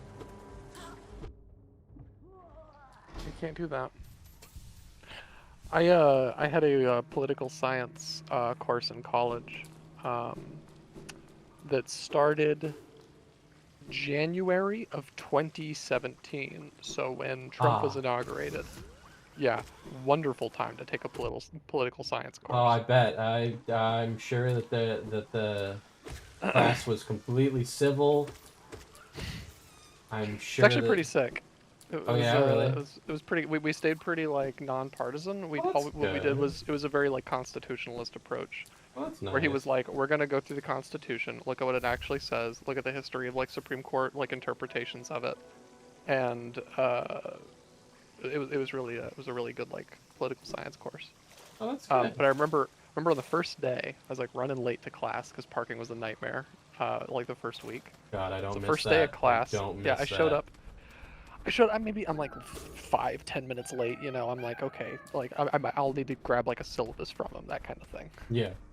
Wormy, do the worm. I love the worm. I have the worm worm IRL. A worm? Oh my god. I was not expecting the sound. I thought you meant like a plushie. Yeah, it is a plushie. Well, it's It a makes plushie that noise. screams. Yeah. It sure does. It's a pet. Anyways, what the fuck was I talking about? I Sorry, totally got fucking political science sidetracked by class. Worm. Yeah, so I showed up like 10 minutes late. Yeah. And I remember I walk in and I hear the teacher say, so no, I don't wish that Hillary Clinton had won the 2016 election. That being said, I'm also not happy at all that Donald Trump is our president. And then he goes, so I hope that kind of clears up where I stand politically for you guys. And I was like, I have no idea where this guy stands politically. Other than he does not like either of the two like least popular like in terms of mass appeal presidential candidates in like modern history. Yeah. But yeah, he turned out to be just like a really chill he reminded me of you, just like a chill moderate. Oh my god. He wasn't afraid to be like, hey, the Democrats are being stupid, or hey, the Republicans are being stupid. He was just that's why I like taking like a textualist approach to like the Constitution. I feel like, was it at the school that we both went to, or was it at your community No. college? It was at the community college Oh, before. really? Because I was gonna say, I feel like, all of the, like, political science classes that I took at, the four-year university that we both went to were actually pretty good. I feel like that school had a pretty good, department for that. That's good. Yeah. One of the things I really enjoyed learning was that like one thing that was really cool that he dispelled in that class was a lot of the myths used by modern political parties, where it's like, well, the founding fathers intended this with the Constitution, and it's pretty much all of that shit is bullshit, and it's like you can like Yale has the minutes for the Constitutional Convention online. You can read like every single day's worth of debates and what they argued and who argued what and who ended up like agreeing to what. This shit's not like, oh, back in the day the founding fathers decided and we don't know. Like, no, they wrote that shit down. They were lawyers. they had like a stenographer, you know. Well, They had somebody who was taking notes. But that like reading the minutes from like their the Constitutional Convention was really cool. The craziest thing that we learned from it was that, and I remember telling you about this, was the actual like reason for the Electoral College, which Alexander Hamilton later justified in the Federalist Papers as like, hey, it'll help keep somebody who's really good at tricking people into liking him from getting power over the public. Because we'll have these statesmen that can be like, oh, you ne'er-do-well, you might have a crooked smile and fast handshake and a sticky foot, or whatever they'd say in the 18th century. You gumshoe you, but we know better, and you cannot be president. Codswallop, you might have a throat full of cum and a. You can't be president of these 13 states. Also, it says you're streaming Mario Kart 8 Deluxe, by the way. Fuck! Oh, well, it says you're... Yeah. Whoops! Sorry, what the fuck was I talking about? I'm losing my train of thought. I don't know, the Constitution. That's right. Yeah, but no, James Madison just flat out ends the debate with a really sick summary of the different sides. And he basically was just like, all right, here's the deal. And the thing with the Constitutional Convention is for context is that the South had so much more bargaining power than the North. The Constitutional Convention was a lot of the South seeing how much they could get away with, and the North seeing how much they could actually stand up to the South without giving up too much. Yeah. And so there was a lot of compromises along those lines. But one of them being the Electoral College, and James Madison, a representative from Virginia. So he'd be in the know. He sums it up by just stating that, okay, here's the deal. I think that it's pretty obvious the best way we should elect the president is just a popular vote with the people. That makes sense. But the South isn't going to go along with that because then they can't use their slaves to give them more electing power for the president. He says this. He says this, but he says this in 1760s terms. He says the Southern states cannot use the scores of their Negro population. Oh my God. Et cetera, et cetera, et cetera. It's rough shit. Yeah. But I'm sorry, I just got a fucking like random like Twitch thing. But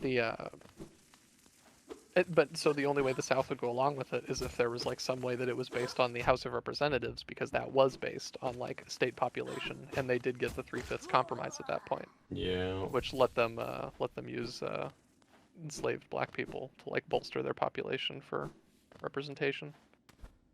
So that's why that's the actual reason for the Electoral College. Jesus. So anytime you hear somebody being like, well, it's to stop the big states from bullying the small states, I mean, that is like, you know, it does, in a sense, stop that, but that was not at all the original justification. And it all worked out, and everybody's still happy Yeah. to this day. Nobody has any complaints about American politics. It's true.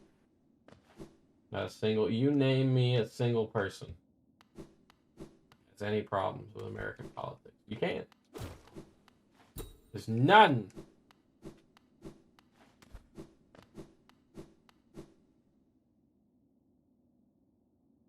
Yep, exactly. And that's pretty much it. And then Lin-Manuel Miranda wrote that musical, and everybody loves it. Yeah. Yeah, there's something I like, because I look up this like part of the Constitutional Convention a lot, because it's something I enjoy talking about, because it's just such a crazy common misconception, and like, you know, but it's there. You can just read it, and it's like, holy fuck. I mean, it's written like an old man, you know, like an old ass lawyer would write it, but it's there. I forget what I have to Google. There's like James Madison uses a very old-fashioned word in it that makes it easy to search up. Oh. Betcha it's Codswallop. I think a word for like the southern states will be like placated. He uses a different word for placated. So it's actually a word that I've like stolen and like I use because I want to be like I want to sound like a fancy elder statesman. Hell yeah. Not afforded.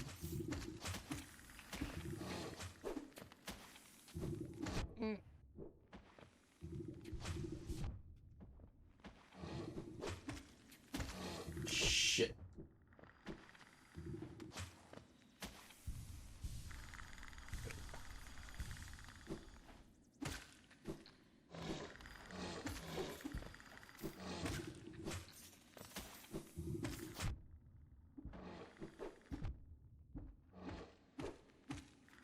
I don't want to read lawyer speak, man.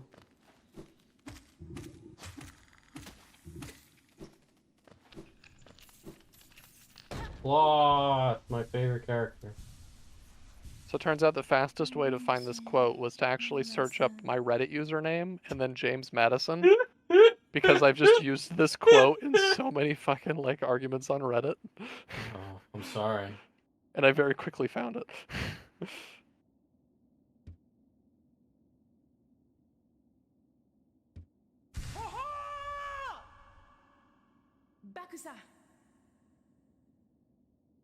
Yeah. Okay, let me see. Das Manuran. Das Manuran. Well, since we're down this rabbit hole, would you like to hear what James Madison actually said in the minutes? Is he gonna say any no words? I'm I'm scared now. He does say the pre-N word, one I said earlier, so I'll just do. I'll skip over that one. The proto N word. Yeah. I hate that. I hate that. I think most people do. Spanish for black. It is. All right. So it's written in like third person, Yeah. but it's like but it's like what he's saying. The people at large were, in his opinion, the fittest choice in itself. It would be as likely as any that could be devised to produce an executive magistrate of distinguished character. The people generally could only know and vote for some citizen whose merits had rendered him an object of general attention and esteem. There was one difficulty, however, of a serious nature attending an immediate choice by the people.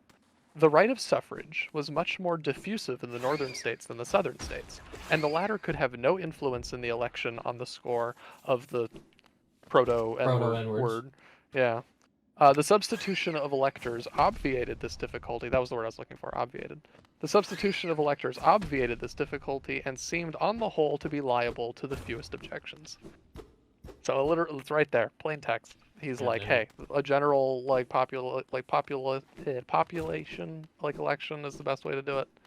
But South's not going to go for that because they're afraid that a president will come along that'll get rid of slavery. So they want something that lets them have an advantage.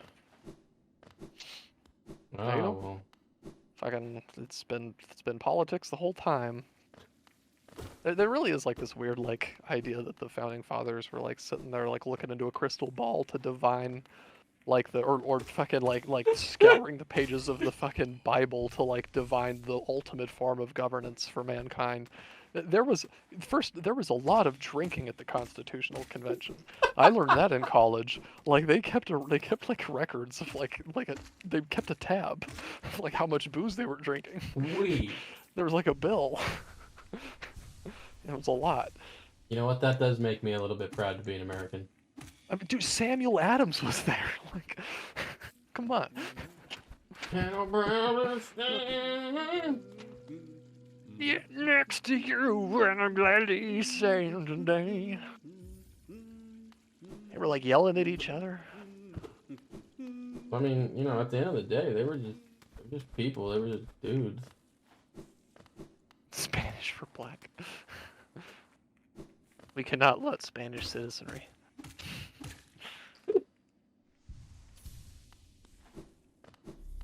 Yeah, so like I said, it's written in like old-timey language, but the class like went over it like very carefully. Can't. Lawyer speak gives me a headache.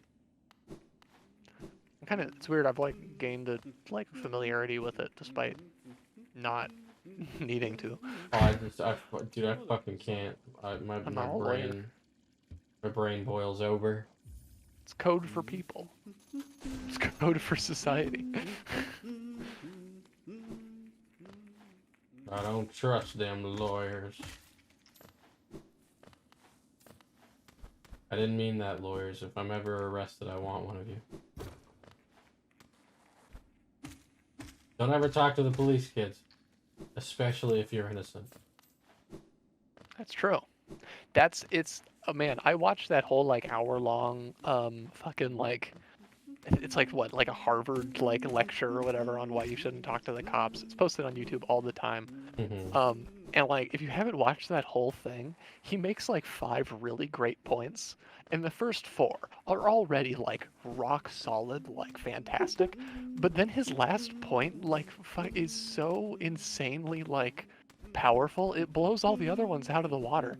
Where it's like he says it's something to the effect of like, any evidence that you give the police in testimony, even if it's true, and even if it's used to exonerate, like you're giving it to them to like get off the hook, because you've given it to the police, you cannot use it as a part of your own defense if it comes to that in court. Yeah. Because that testimony belongs to the police and that is their evidence. You don't get access to like their evidence to defend yourself with. Like that's not how it works. And like to me that was like, holy shit. Like if I tell them all of the reasons I'm not guilty and they take me to court and I tell my lawyer that I told them all that, I'm fucked. My lawyer's like, great, now we can't use any of that, you know? Like that's insane to me. Yes.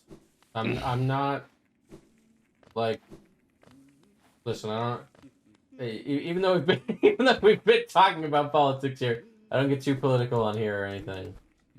I'm not necessarily like I don't even know if I'd call this like political. Yeah. We're talking like meta-political. yeah. We're like talking about political. I'm not even like one of those people that are necessarily like always trying to fuck with the cops or like or whatever, you know. But like. Yeah. But genuinely, especially if you are innocent, don't ever say anything to the police. Genuinely. Look up the fucking West Memphis 3. Look up all, like, there's plenty of cases of, like, false confessions and like those kids, the West Memphis Three, they were on death row for like they were there for like 20 years or something. And the most fucked up part too is that they were never like, even though they were eventually released, they had to the agreement that they signed basically stated that although they were being released in the eyes of the law, they were still the court system did not want to acknowledge that they were wrong in convicting these kids. So so in their like criminal record and shit, it still shows them as guilty. Jesus Christ. But they took the deal anyway because one of the not all three of them were on death row. I'm sorry, only one of them was on death row. They took that first deal that they were offered because one of them was on death row and they could not handle they wouldn't be able to handle it if he fucking died in the process of them trying to fight for a better deal. To fight for proper justice. They were like, no, we have to save the poor guy's life.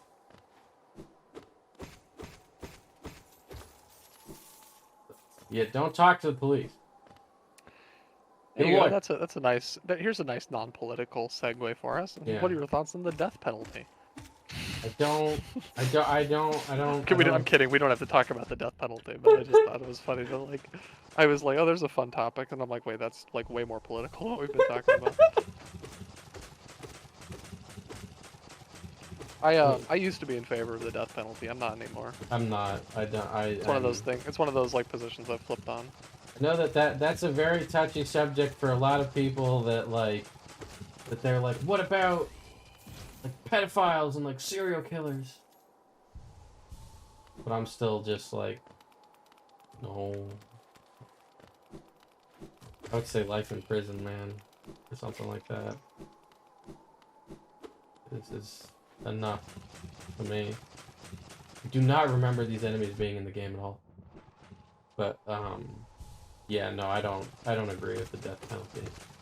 I think that's one of those things that's weird that when people talk about the death penalty, they say I don't believe in the death penalty. What they mean by that is like a ghost. Yeah, they mean like I don't believe that you should institute a death penalty, but yeah, the way it sounds is like, yeah, like if I don't believe in it, it's not there. Yeah. The best argument I've seen, or basically the argument that changed my mind on the death penalty. Oh, Dash, you said something. Yeah, the death penalty isn't real. It can't hurt you. It can't hurt you. Me living in California. Me living in California, where like, for anybody who doesn't live in California, it's kind of, our death penalty is kind of a joke because you can just appeal your death penalty conviction an infinite number of times, and like no matter how many times the appeal gets overturned, you can still like issue another appeal, which is kind of nice because it's like you get as many do-overs as you could possibly want to like, you know, save your own life. I like that part of it. But then what ends up happening is death row inmates will just continuously file appeal after appeal for like 30, 40 years until they just die in prison. Yeah. And it ends up costing like so fucking much in legal fees and stuff like that. That is funny. Yeah, so, and then I'm pretty sure at some point the governor just issued a stay on like executions, so like it just wasn't even a thing anymore. Yeah, when the hell is the last time the state of California killed anybody? Last California execution. January 17th, 2006. Wow. What were you saying though? You said the argument that changed your mind on the death penalty? I saw an argument that made me rethink it, where they were like, even if you like think the death penalty is justified sometimes, like the death penalty is rooted in this like sense of like retribution and revenge against the person that's like committed the crime, right? It is inherently not like a rehabilitative thing. It's inherently not like a thing where you're trying to like, you know, do what is probably best for society. It's a thing where you're like, this person did something fucked up and they need to pay for it with their life. Yeah. Which, like, I get feeling that way about, like, certain crimes. I totally do. Like, I very much do. But it's the argument continued where it's like, but I think that the justice system shouldn't give in to those, like, aspects of, like, human nature. It should, like, be better than that. It shouldn't give in to, like, our, desire for, like, revenge. It should be, it should try to be rehabilitative when it can. And when it can't, it shouldn't be vengeful, but it should be just, Yeah. And, like, in that lens, like, the death penalty isn't, like, a just thing. It's a vengeful, like, Yeah. charge. And I thought that really did reframe it, because it's like, that's true. Any crime that people say deserves the death penalty, they're basically saying, thinking of somebody doing this crime pisses me off enough that I think they should, die for it. Which, like, in terms of, like, child, like, sexual violence and stuff, absolutely, I totally get that. Yeah. It's an interesting subject, but I think that that's an interesting, like, philosophical argument against it. It ended up swaying me. Yeah, Dashi was saying something that was pretty Oh, yeah. similar. Yeah, that the point of the prison system is to reform. Killing someone will never make a better person. Yeah, exactly. Yeah. On top of that, if, say, they killed your family member and you want them to get the death penalty, you're saying their life is equivalent or more value than the person that they killed. If they were a pedo, your child's innocence is worth less than their life. That's an interesting way to put it. Yeah. I hadn't thought of it that way. Yeah, no, I don't agree with it. But I do wonder, if you were on death row, what would be your last meal? Have you thought about that? I feel like that's a thing that most people think about. Yeah, when my mom explained, like, death row to me as a child, I remember I asked her a bunch of, like, hypotheticals. I was so curious about this concept that we gave these dudes anything they wanted. I'm like, but they're bad guys. My mom's like, but they're gonna die. And I'm like, oh. I was like, I want a last meal. And my mom was like, you have to, like, die to get it. And I'm like, maybe not worth it. But I remember asking her, like, what if you asked for, like, a steak that had, like, the key to your jail cell in it? And my mom was like, they would say no, Steven. They would say no! They can say no! Probably like a burger, thick and greasy enough to give me a heart attack, said Dashi. Like that.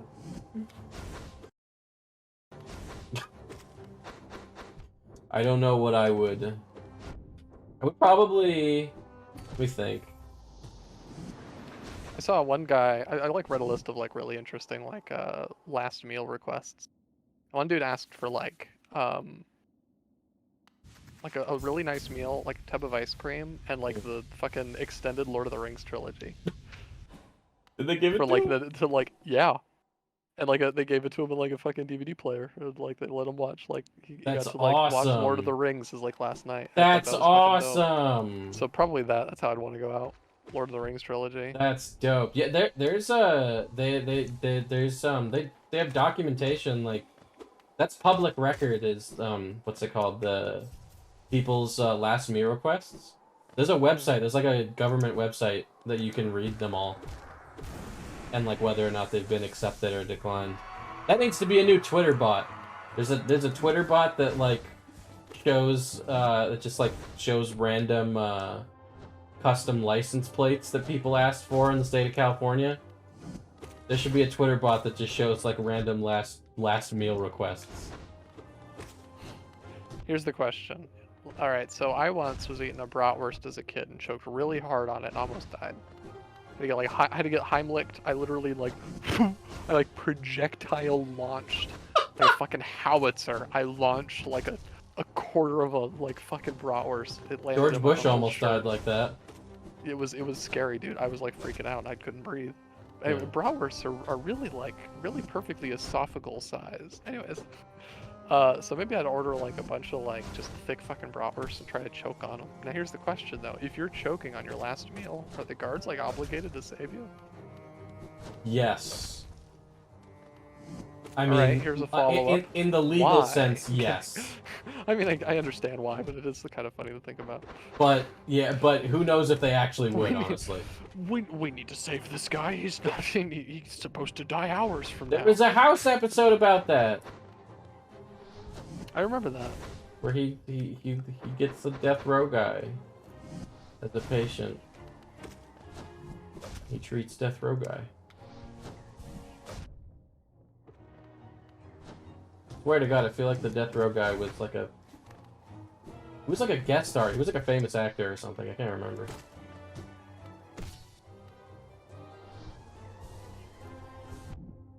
Do you think if George Bush actually did, because he choked on a pretzel and almost died at one point. Do you think if George Bush actually did die by choking on a pretzel, do you think that the general public would actually believe that? Hold on a second. Can I read Dashy's comment to you? Yes, please. Dashy just put a great story. I was once eating chicken from like KFC and it had one of those tiny fucking bones and it got lodged in my throat and I couldn't breathe. Oh my I was God. terrified, forcing myself to try and vomit coughing it up, but it wouldn't. I tried reaching in my throat and eventually I coughed it up, but I still refused to eat bone-in chicken to this day. I get it. It took me a long time to go Holy back to eating shit. bratwurst. That's terrifying. Yeah, It's no, one of that's those- fair. Yeah. If my Oh, food man, almost ugh. killed me, I would probably avoid it. Reaching in your own throat, that's some fucking desperation. That's scary. I'd do that. The other day, what was it, when we were all hanging out, my roommate's dog just started coughing and we were like, is she choking? And so everybody was like frantically trying to Google how the fuck to Heimlich a dog. But then by the time we looked it up, she was fine. You know what's funny? Like, I remember years ago, I was like, whoa, you know what? I bet if you go to, like, Google and you hit it with, like, an OK Google, and you say, like, I'm choking, I bet it gives you, like, incredible, like, choking advice. And so I tried it. It gave me a song. Like, I'm choking in parentheses, or in, like, parentheses, for you, or whatever. Just fucking... Like, boneless chicken is fine, I just don't care for bone-in. I know the bone meat is much more flavorful, but I can't do it. It's like, cut distracted you off to the death. bone, it's not as big an issue. I get that, I get that. That's totally fair.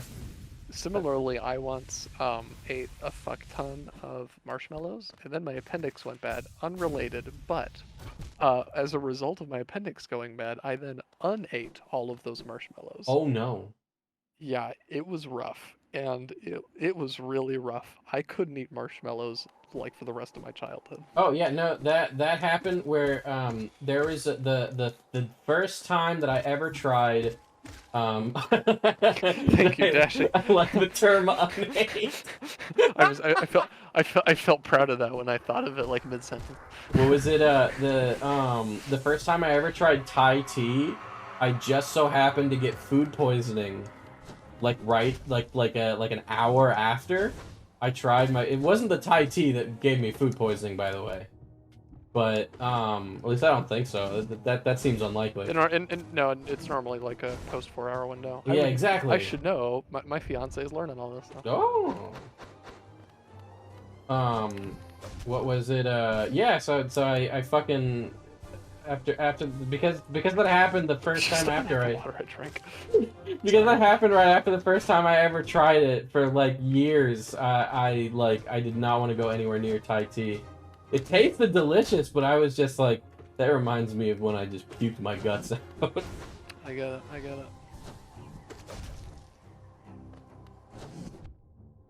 That's funny.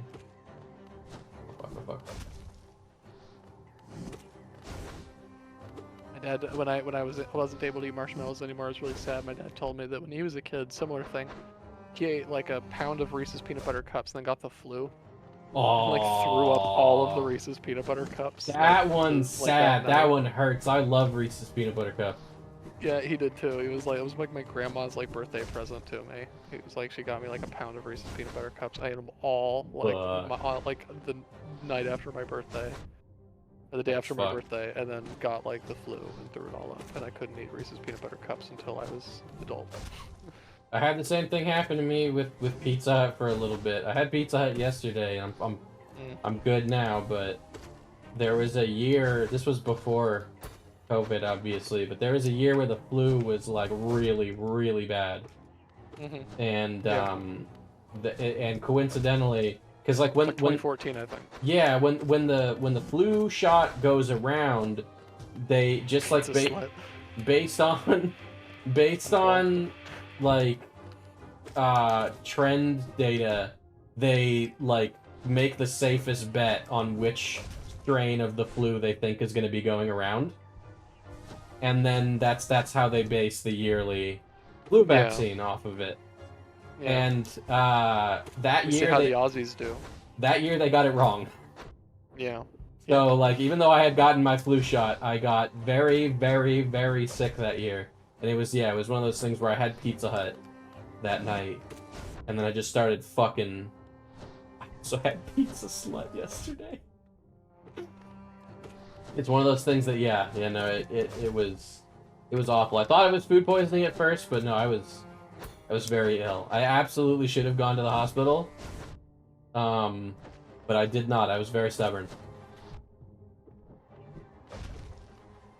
Yeah, why are we like that? My parents raised me to think about the To hospital die. as like a last resort. Yeah, I get that. So I had just like convinced myself that I was fine, even though I couldn't. It was pretty much because my concept of time was fucked up.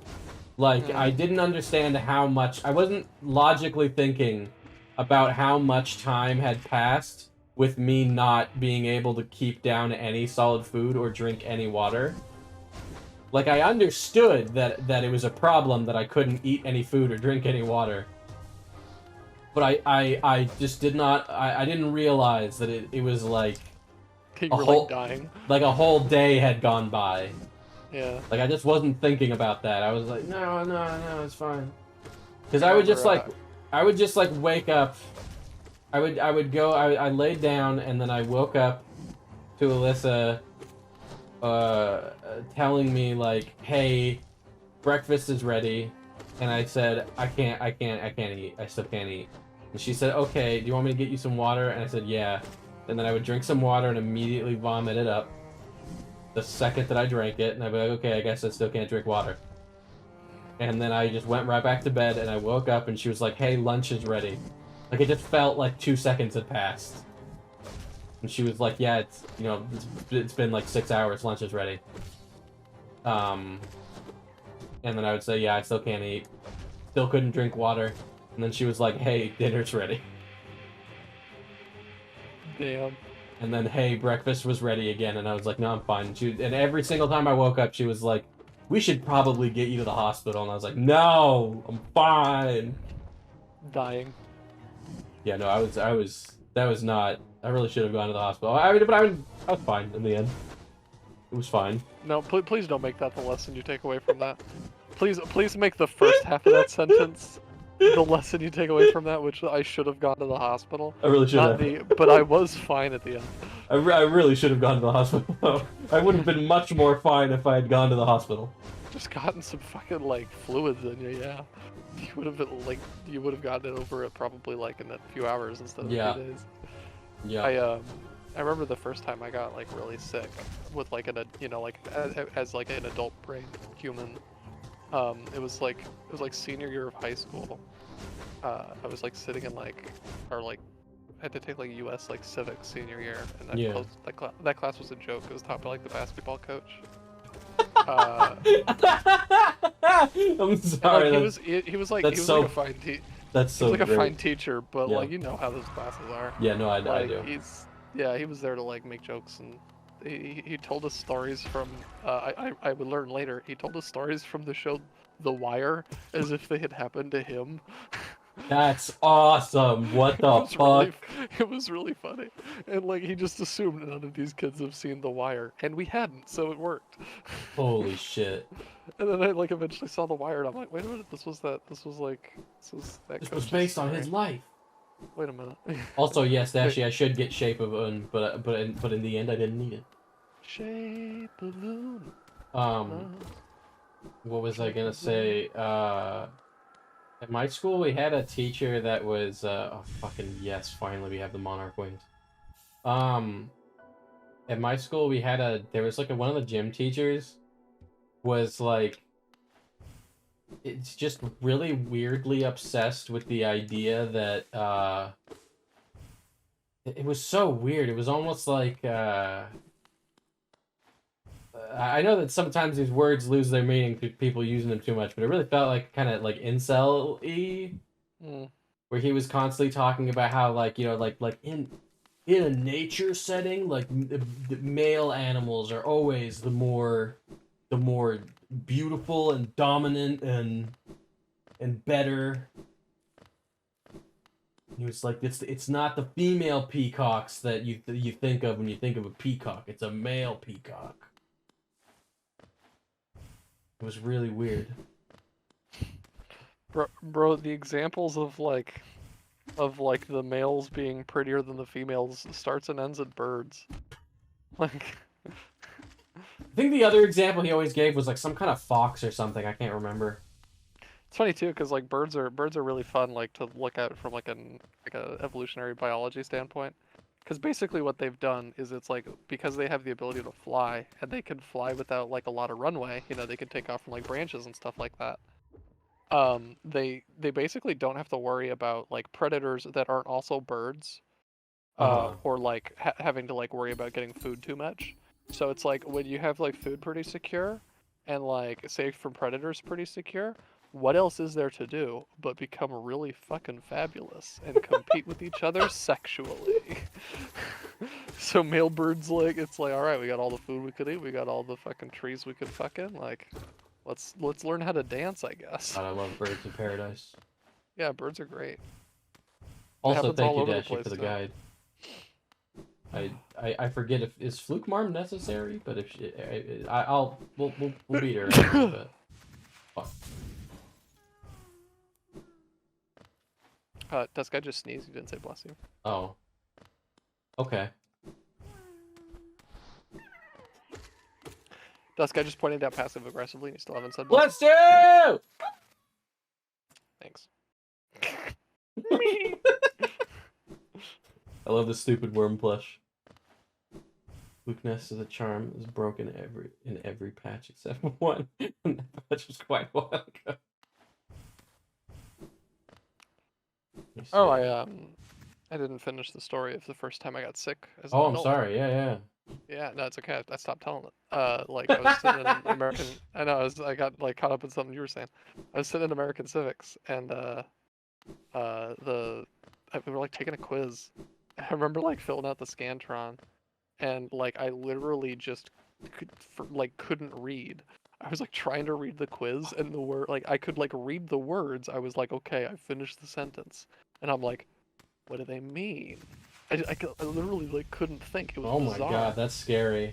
It took me like a long time to like finish, like a lot longer than usual to like finish the questions, and I was like sitting there thinking, like, I feel hot. I feel so hot.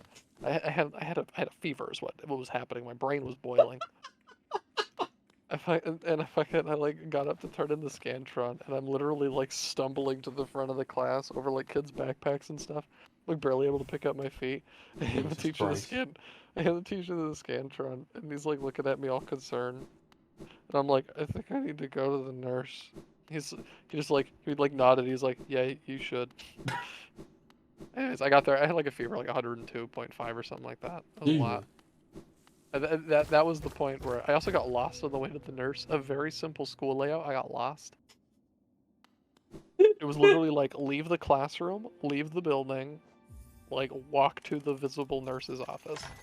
Left the classroom, left the building.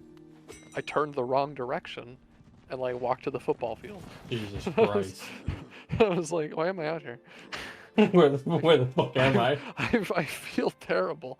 Holy shit. It was rough. Sorry. Yeah, like I got to the nurse, like they took my temperature 102. Actually, it was probably at 103 at that point, but I remember thinking like 100. Okay, from now on I know 102 is where shit gets weird. That's the point where my brain starts going woo. It starts cooking So, from the fucking inside. yeah. And it's true every time I've had a fever since. Like as soon as I can tell when it hits 102, because I'm like, Wow. Starting to feel goofy. I don't have thoughts in my brain. What's The happening? like It the boils whole the ADHD out of my head. yes, Statue. That is the pork chop quesadilla is in the corner of the chat box. The best high you can get is a fever of 102. Jesse, who needs drugs? Who needs them? Get really sick. Just have somebody cough in your mouth.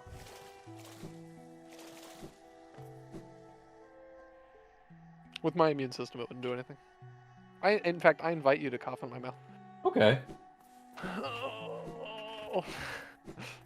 Jesus Christ. I'm gonna say too big. Oh. Okay. I'm gonna say just a little too big. Wait. Wait. Wait. Wait. There we go. Perfect. Yummy indeed, Dashy. There we go. Bro, like 5 of the recommended channels for me on Twitch right now, I'm pretty sure are just AI generated channels. I'm scared. AI generated channel. Oh, what like the kind of like the Seinfeld thing, or? Yeah, I have Watch Me Forever, Unlimited Stream, Always Break Time. All of these sound like that, right?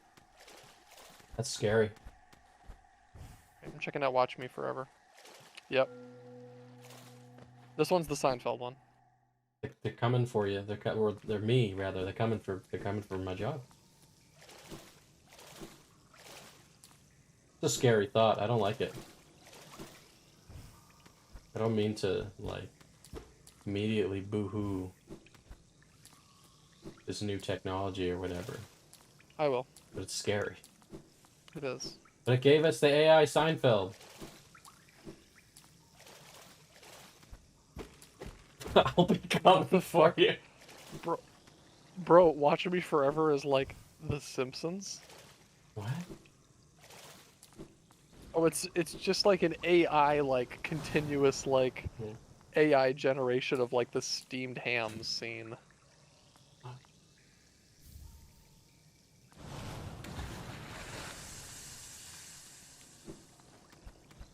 That is bizarre. Right now he's blaming the fire on a leprechaun, but he keeps pronouncing it leprechaun. I'm scared, man. AI shit.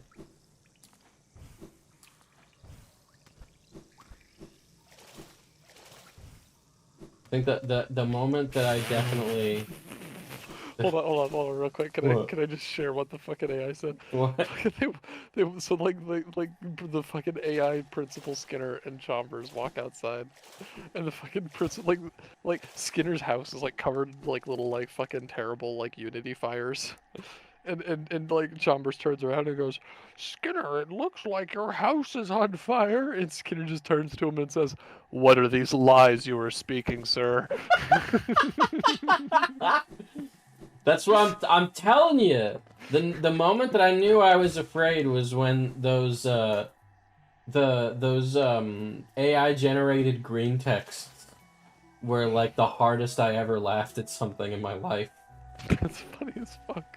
The fucking the one about the guy going to the gym and he asks if the gym is creepy or wet. And the lady at the lady at the gym is like, I don't understand what you mean, sir.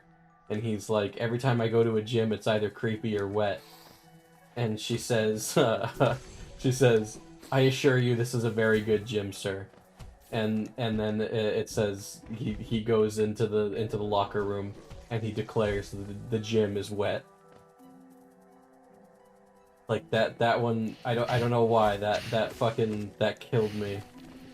And then the one about the bottomless pit. Have you ever seen that one? No. Hold on, wait. Let me. I want to read. I'm gonna read you the bottomless pit copy pasta. The AI generated green text. Hold up. Actually, I agree. I think there should be some limit to like, I think that the AI like systems should be like forbidden. Like at least their engineers should make them forbidden from like fucking generating like specific human likenesses. That shit's Yeah. fucking creepy. That is freaky. And very much not something that I enjoy about AI. Like ChatGPT stuff like that, I'm not like too upset by that kind of stuff. Yeah. But like the deep fakes are not Mhm. fun. Yeah, that stuff is definitely fucking like holy shit.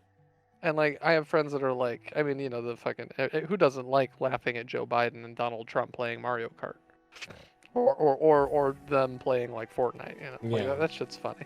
But like we're only a few years out from, you know, them accusing people of very serious things. Yeah. And even if it's Using not like AI. American, yeah, even if it's not American meme lords that are going to be like, you know, being like problematic and particularly disruptive with it, like there are enemies of the United States that would happily like use AI systems to create like the president saying all sorts of scandalous shit.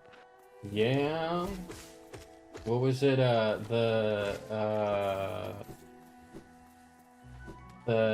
You wouldn't know this, Steven, because you're not like in the VTuber 100% sphere. agree, Dashy. What did Dashi say? What did she say? Dashy said especially people that steal voice actors' voices. Oh I recently yeah. saw a video that was really fucking funny. It was like somebody used, it was like a mod for Skyrim that like used AI to like add like extra like voice dialogue to the guards that was really accurate. Yeah. And it fucking killed me. The first like guard you walk up to says, "I heard they're putting fluoride in the mead." And I fucking died. And then he like turns around and he like walks up to another guard. Like all this is happening in Whiterun, and the second guard goes like, "Hey, have you seen that guard that keeps talking about the fluoride in the mead?" And it made me laugh really hard. Like it was just really goofy. But then after I was laughing at it and like giggling hoo ha ha, I was thinking up. This is fucked up. This is literally like an actor's product. Like this is their voice that they worked hard to like, you know, do well and perfect and perform. And like now they aren't needed to voice this character anymore. And like sure, this video game is like old, but that doesn't mean that you couldn't train it on a video game that like just came out. You know? Yeah. Yeah, that is fucking scary. Yeah. What was it? Like that kind of shit. Like I think that it shouldn't be used to specifically recreate individuals. I don't care if you use it to like Spotify has like this AI DJ I was listening to today. It just sounds like a random DJ dude. Yeah. And that one I don't think is based on anybody specifically. I could be mistaken, but yeah, like recreate specific people's works. I think in the VTuber sphere, there's oh yeah, please. Currently a lot of people that are using deepfake voices of VTubers to make audio of them having sex with horses. That is currently a really big meme on the internet, if you want to call it a meme. And people don't stop to like think about what they're doing on the internet. Nobody that makes these memes where it's like I'm gonna make a fucking VTuber AI like talk about taking horse cock. They never stop to like think that out loud, you know? Dusk VTuber sex with horse taking a deepfake. No. I do have to admit though, it was kind of funny for me to see people that were like very rightfully upset with their own life choices when they're like, I just came to AI generated voice of a HoloLive member having sex with a horse. What's wrong with my life? How did I get here?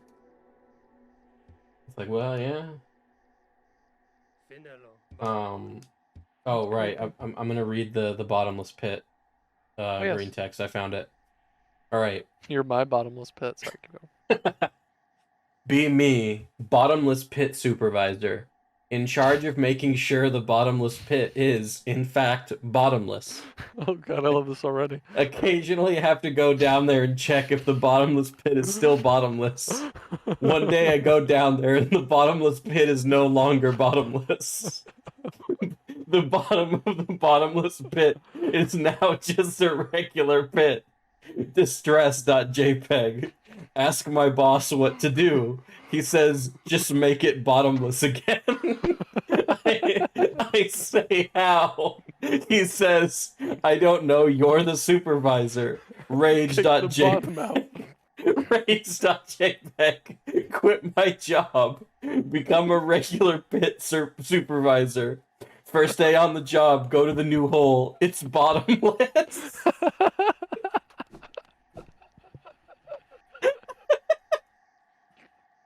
I don't like this. I don't like this. I don't like this. I don't like how funny that was. I'm telling you. That made me laugh so fucking hard. I'm like, this is fucked. We're on the road to destruction because these robots are gonna make us laugh like no tomorrow. God, I'm gonna tell that to everybody. Fuck. Oh god.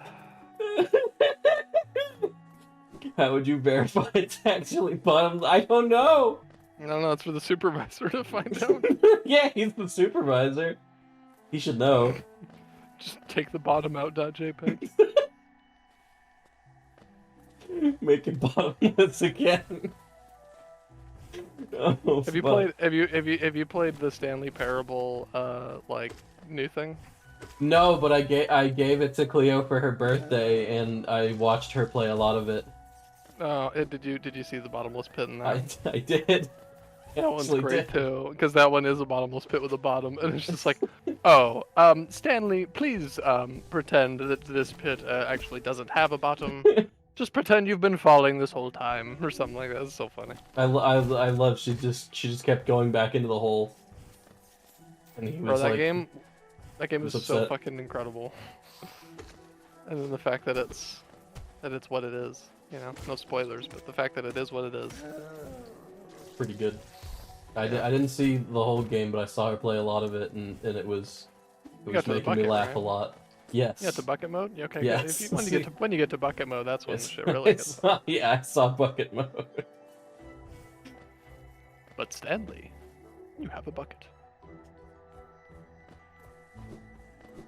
It was pretty good. Those guys, I'm trying to think, like, did they made, did they own, didn't they make all those games with Justin Roiland also? Do they own that studio now? Because I know Justin Roiland, like, stepped down from his game company. Which studio? Which Weren't, games? Justin Roiland's studio was called Squanch Games, I think, and Yeah. the people who made Stanley Parable were Crows. Hmm. And I swear to God, I feel like they worked together on a lot of those games or something. I feel like it's the same guys. I feel like Squanch Games was just literally like the Crows guys plus Justin Roiland. But I think they own that now, That'd be incredible. if I'm not mistaken. My ADHD brain is forcing me to like bring this up. Do you Yeah. remember in the Stanley Parable Super Deluxe Edition Uh-huh. when they go into like the museum of like the Stanley Parable release? Yeah, so the and, like- Stanley Parable 2 exhibit. Yeah, the Stanley Parable exhibit. Yeah. Oh, okay. And like, and then they go to the Steam reviews. That shit was so fucking funny. I didn't see When that you, like- part. Oh, it's like one of the funnier bits. I saw this might be I saw a part where there was a skip button. Yeah, that part's I great. Nice saw the extension skip run. button ending. I saw that. The skip button's like kind of the start of it. Oh, okay.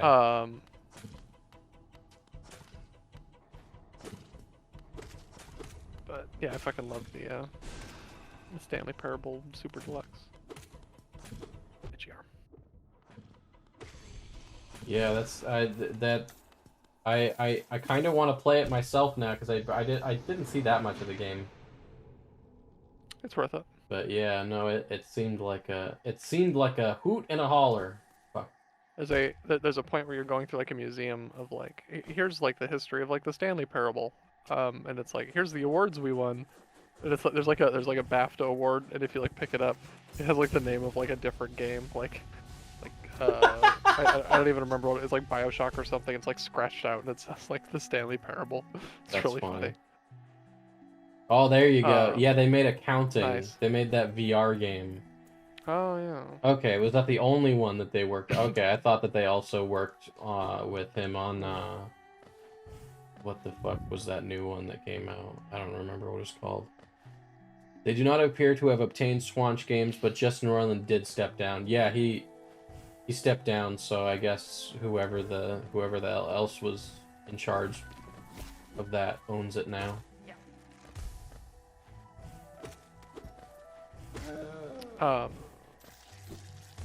You as you go through the museum, you like the narrators like actually reading like real like reviews from websites about the Stanley Parable. Oh my god. Like gave him a suture, gave it a 9 out of 10. It'd be like, oh Stanley, I love this one. Here, let me read it to you. A delightful narrative delivered in a unique way. The narrator is so charming and charismatic. Oh, Stanley, did you hear what they said about me? You know, just like it's so happy. It's like funny, and then like you like go in like this like dark basement, and he's like, I don't remember this place. Stanley, I'm scared. Where are we, Stanley? you like keep going. You like fall into like a pit, and it like leads to like this like gross like almost like an industrial like it feels like Half-Life 2 almost like you're like an industrial like water pond, and there's like these shipping containers everywhere, and the side of the shipping containers say Steam reviews. And I mean, you see that, and the narrator goes, Stanley, where are we? I'm scared.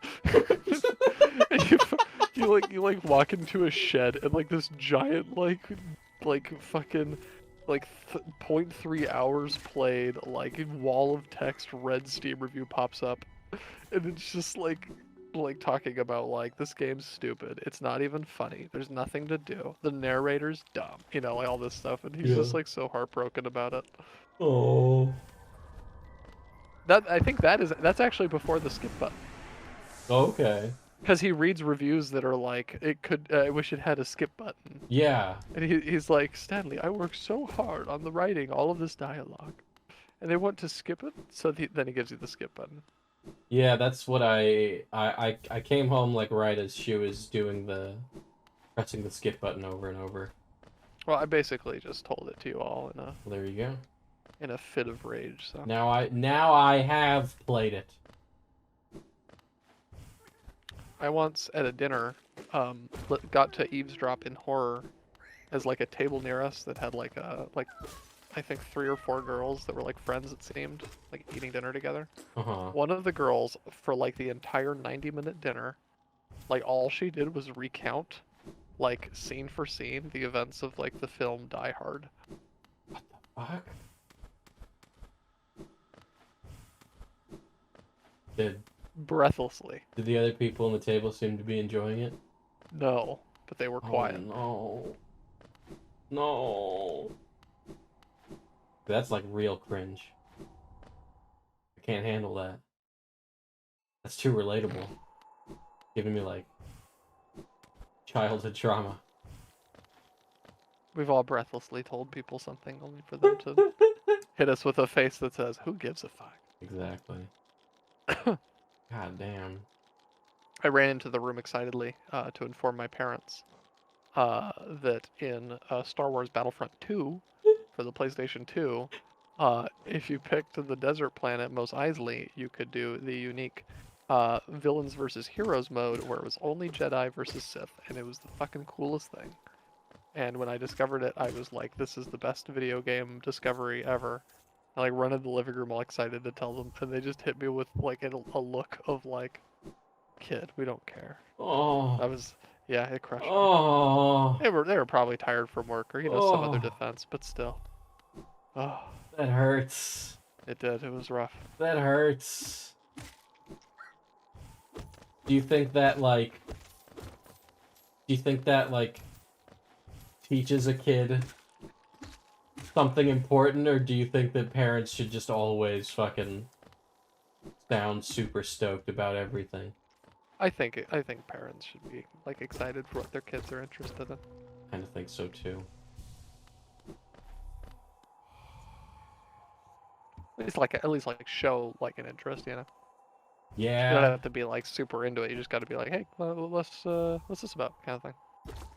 Yeah, no, that's what I hope to do when I have kids one day. So download any fun mods for the Elder Scrolls 9. Hyper titties, huh? Oh, that's a good one. They had that back in my day in Morrowind. Have they have they ported the Ultra Fudas from 8 yet?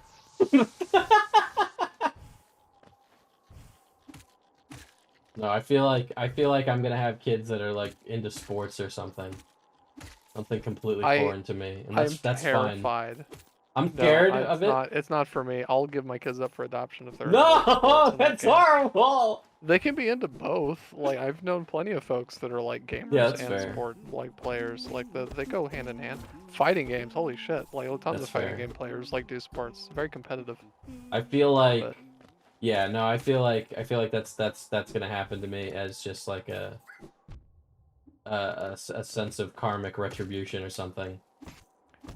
but here's the thing. Like I'm into games because like I grew up watching my dad play games on like the weekends and stuff like that. Because he was into like games on like the PlayStation 1 and 2. Mm-hmm. And like we had like an SNES and stuff like that. So like, that's how I got into games. So I'm assuming that like, if/when I have kids, because I do want to have kids at some point.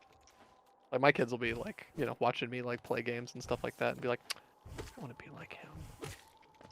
Play video games. The two genders, gamers and jocks, and never the twain shall they meet. Correct, Dashi.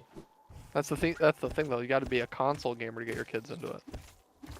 PC gamers don't get kids into it. See, I feel like, what's it called?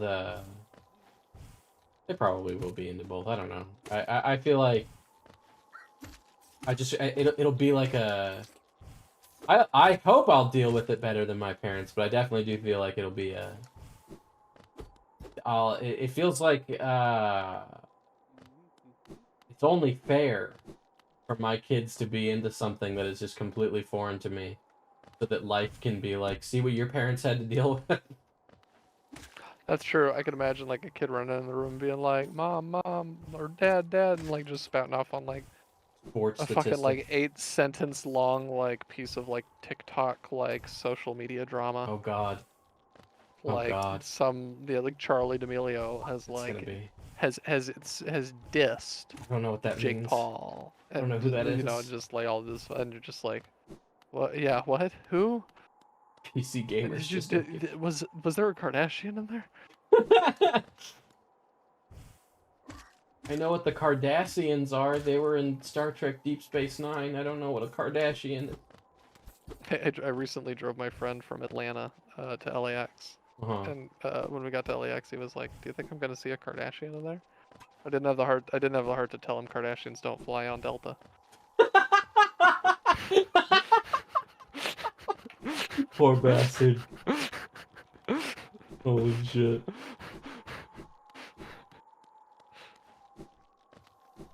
It's just a joke about like my joke about like my friend being like, "Oh, I wonder if I'll see a famous person in the airport," and it's like famous people aren't in like the normie sections of the airport. Yeah, Like famous... you're going in the Delta terminal, dude. They're like going around back to their private jet, like Exactly.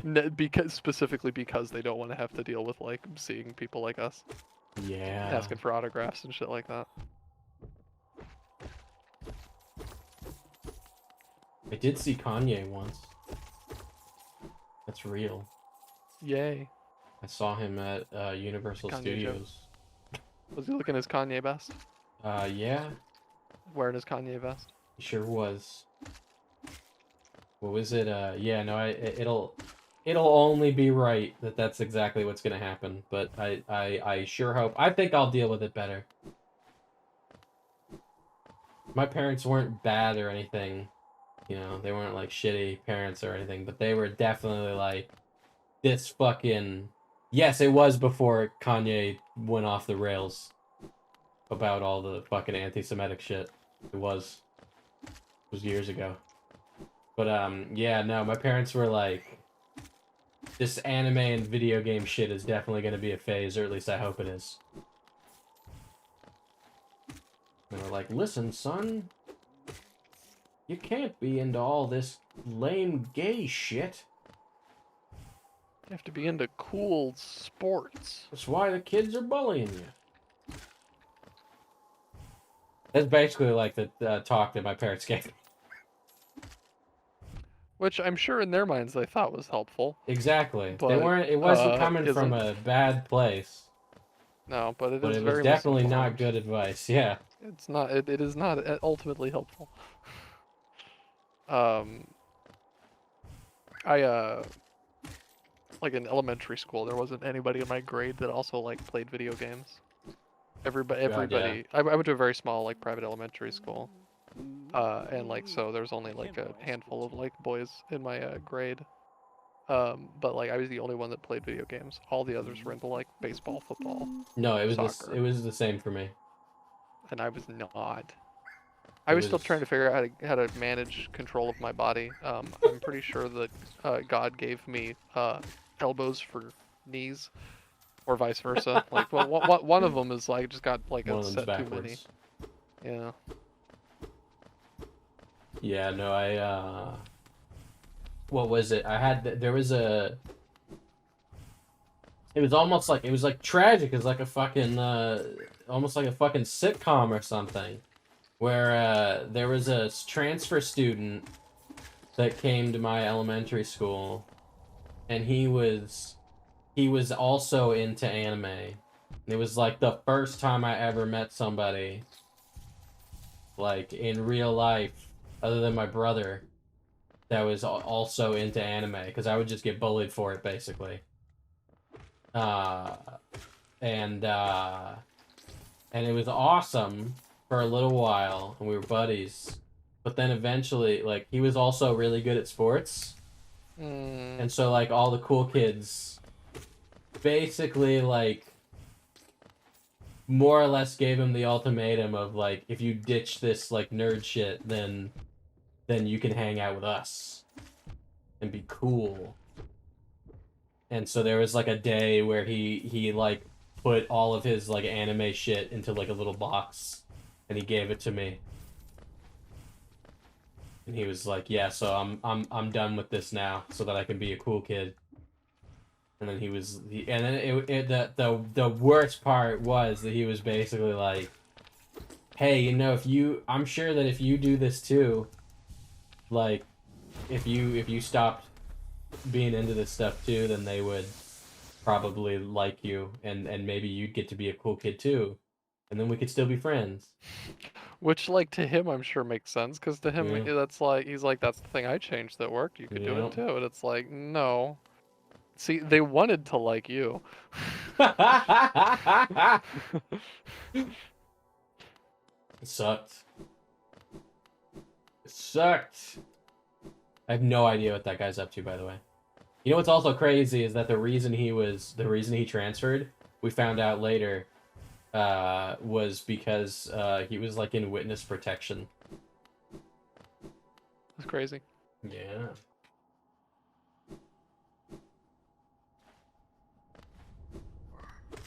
So him and his mom had to just, like, uproot their whole lives. So he was a snitch. Or he came from snitches, is what you're saying. Sounds about right. God doesn't exist. What? Who said? Did I say something about God? Did I say, oh my God, or something? That's okay, we can take his name in vain. If he doesn't exist, he won't mind. I like the ooh woo at the end of that. God doesn't exist, ooh woo. Bro, honestly, like, it was a really innocuous comment like that from like a good friend of mine in like a science class that made me start questioning like my faith and kind of turned me towards atheism in high school. He just leaned over to me, and this kid was like fucking, like, he was such a goofball. He ended up turning like a huge stoner, but like before he like smoked weed, he already had like that kind of mentality.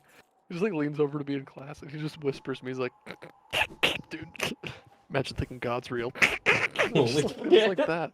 That was it. And I laughed so hard at that. And I was like, what if God wasn't real? And like literally it was just like it planted the seed in my head, and like fucking Yeah, that's all it takes. I realized I don't think I believe in God anymore. Oh, it's because you said God gave you knees for elbows. For elbows for I do. knees. You know what? It's funny. Despite not believing in God, I still like invoke God a lot in my language and storytelling because he's a fun literary It's device. funny, yeah.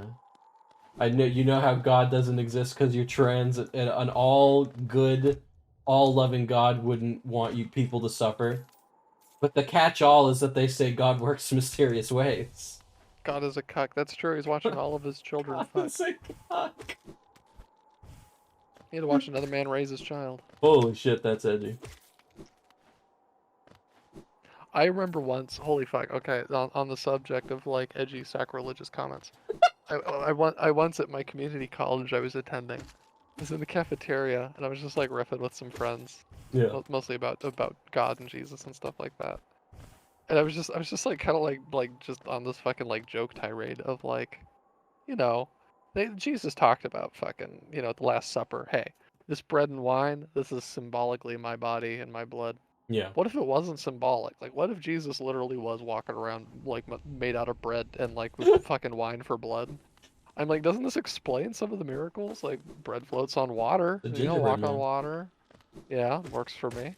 But like turning water to wine, you just fucking pop a finger open. You know, your bread anyways. It won't hurt. Well, you know what?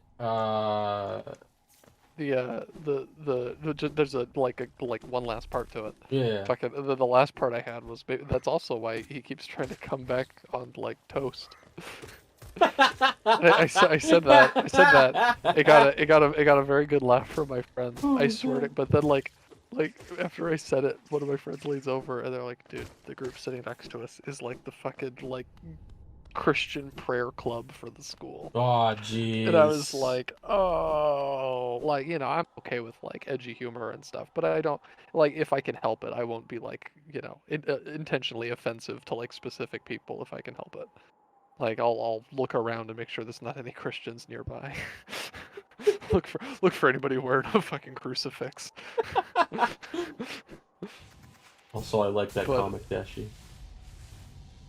See.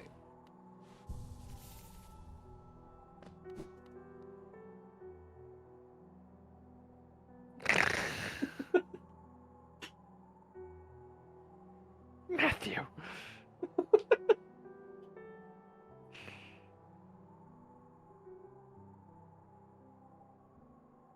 Yeah, how the fuck do you get to the place with the dream nail? Let me see.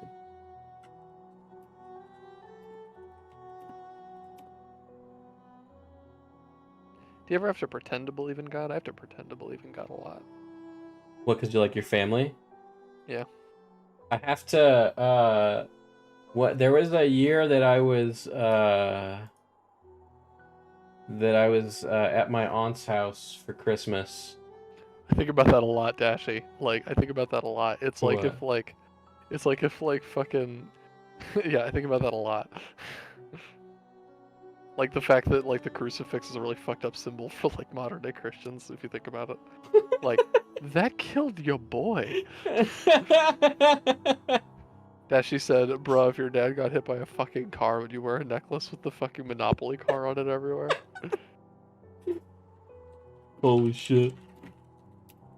What was it? There was a year that I was at my aunt's house for Christmas, and I don't even remember what the bit was, but me and my cousins had some like running bit about the Pope or something. I can't remember what it was. We were saying something funny about the Pope, and I got into a little bit of trouble. Uh-oh. Because my grandmother is very, very Catholic. She wasn't upset, but my aunt was very upset. That's funny. My aunt does that thing. Oh, sorry, just real quick. Yeah, please. My aunt does that thing where what was it? She got like upset when me and my cousin were shooting the shit with each other, and he said something. He was like busting my balls about something. I don't remember what it was, but like I was laughing with him, and I was like, fuck you. My aunt got like really pissed off at me. She was like, "You never say that to a family member." And I was like, well, we were like, and he was even like vouching for me. He was like, no, we were just joking around. And she was like, that is not something to joke about. Yeah, fuck you. Dude, I really wanted to. I genuinely considered just saying. Go fuck yourself, Aunt Cindy. Fucking alternative universe where Jesus killed by being hit by a car. Boy, what a confusing like book of the Bible that would have been. Like how would they even have described a car? It would have been confusing, but eventually they would have been like, ah. Ford comes along and they go, ah. You know what they say? When in Alabama. When in Alabama, no. I had a friend get in a lot of like trouble similarly, in like a family argument, where like, he had a relative like they were having like an argument about politics, and his like cousin invoked like his like dead parent for like the argument, where they were like, if your dad was still alive, like he'd be ashamed to hear you like saying this kind of thing. And oh my god. Yeah, it was like that kind of shit, like way over the line. And like, that's not cool. My friend just replied with a very simple, "Shut the fuck up," and like, and then he had to apologize, bruh. because that was deemed as like the thing that went too far. And it's what? Like, yeah, no, I thought that was stupid. I'm like, no, your cousin can shut the fuck up forever. Honestly, like I think that's a very valid like reaction. That is fucked. That kind of shit like boils my blood. It makes me mad. Stupid. It's maintaining the status quo at the expense of like the wronged parties, because it's more convenient than holding like shitty people accountable because they'll be shitty about it. Yeah. That is so fucked. That person. Yeah, right. I think about it. I think about it like a lot. Like if I want to get like really upset for like going for a workout or something, I'll think about that dude and like imagining like them saying something like that to me. I remember my friend coming to the Discord too. I've never seen him like that. They came into our Discord call and they were like, "Y'all, I need to fucking vent." It was like, "Yo, what's up?" Christ Almighty. Yeah. Fuck that. No, yeah, that's how it be. My aunt is very much also like my grandma, very very heavily Catholic. That side of my family very much is.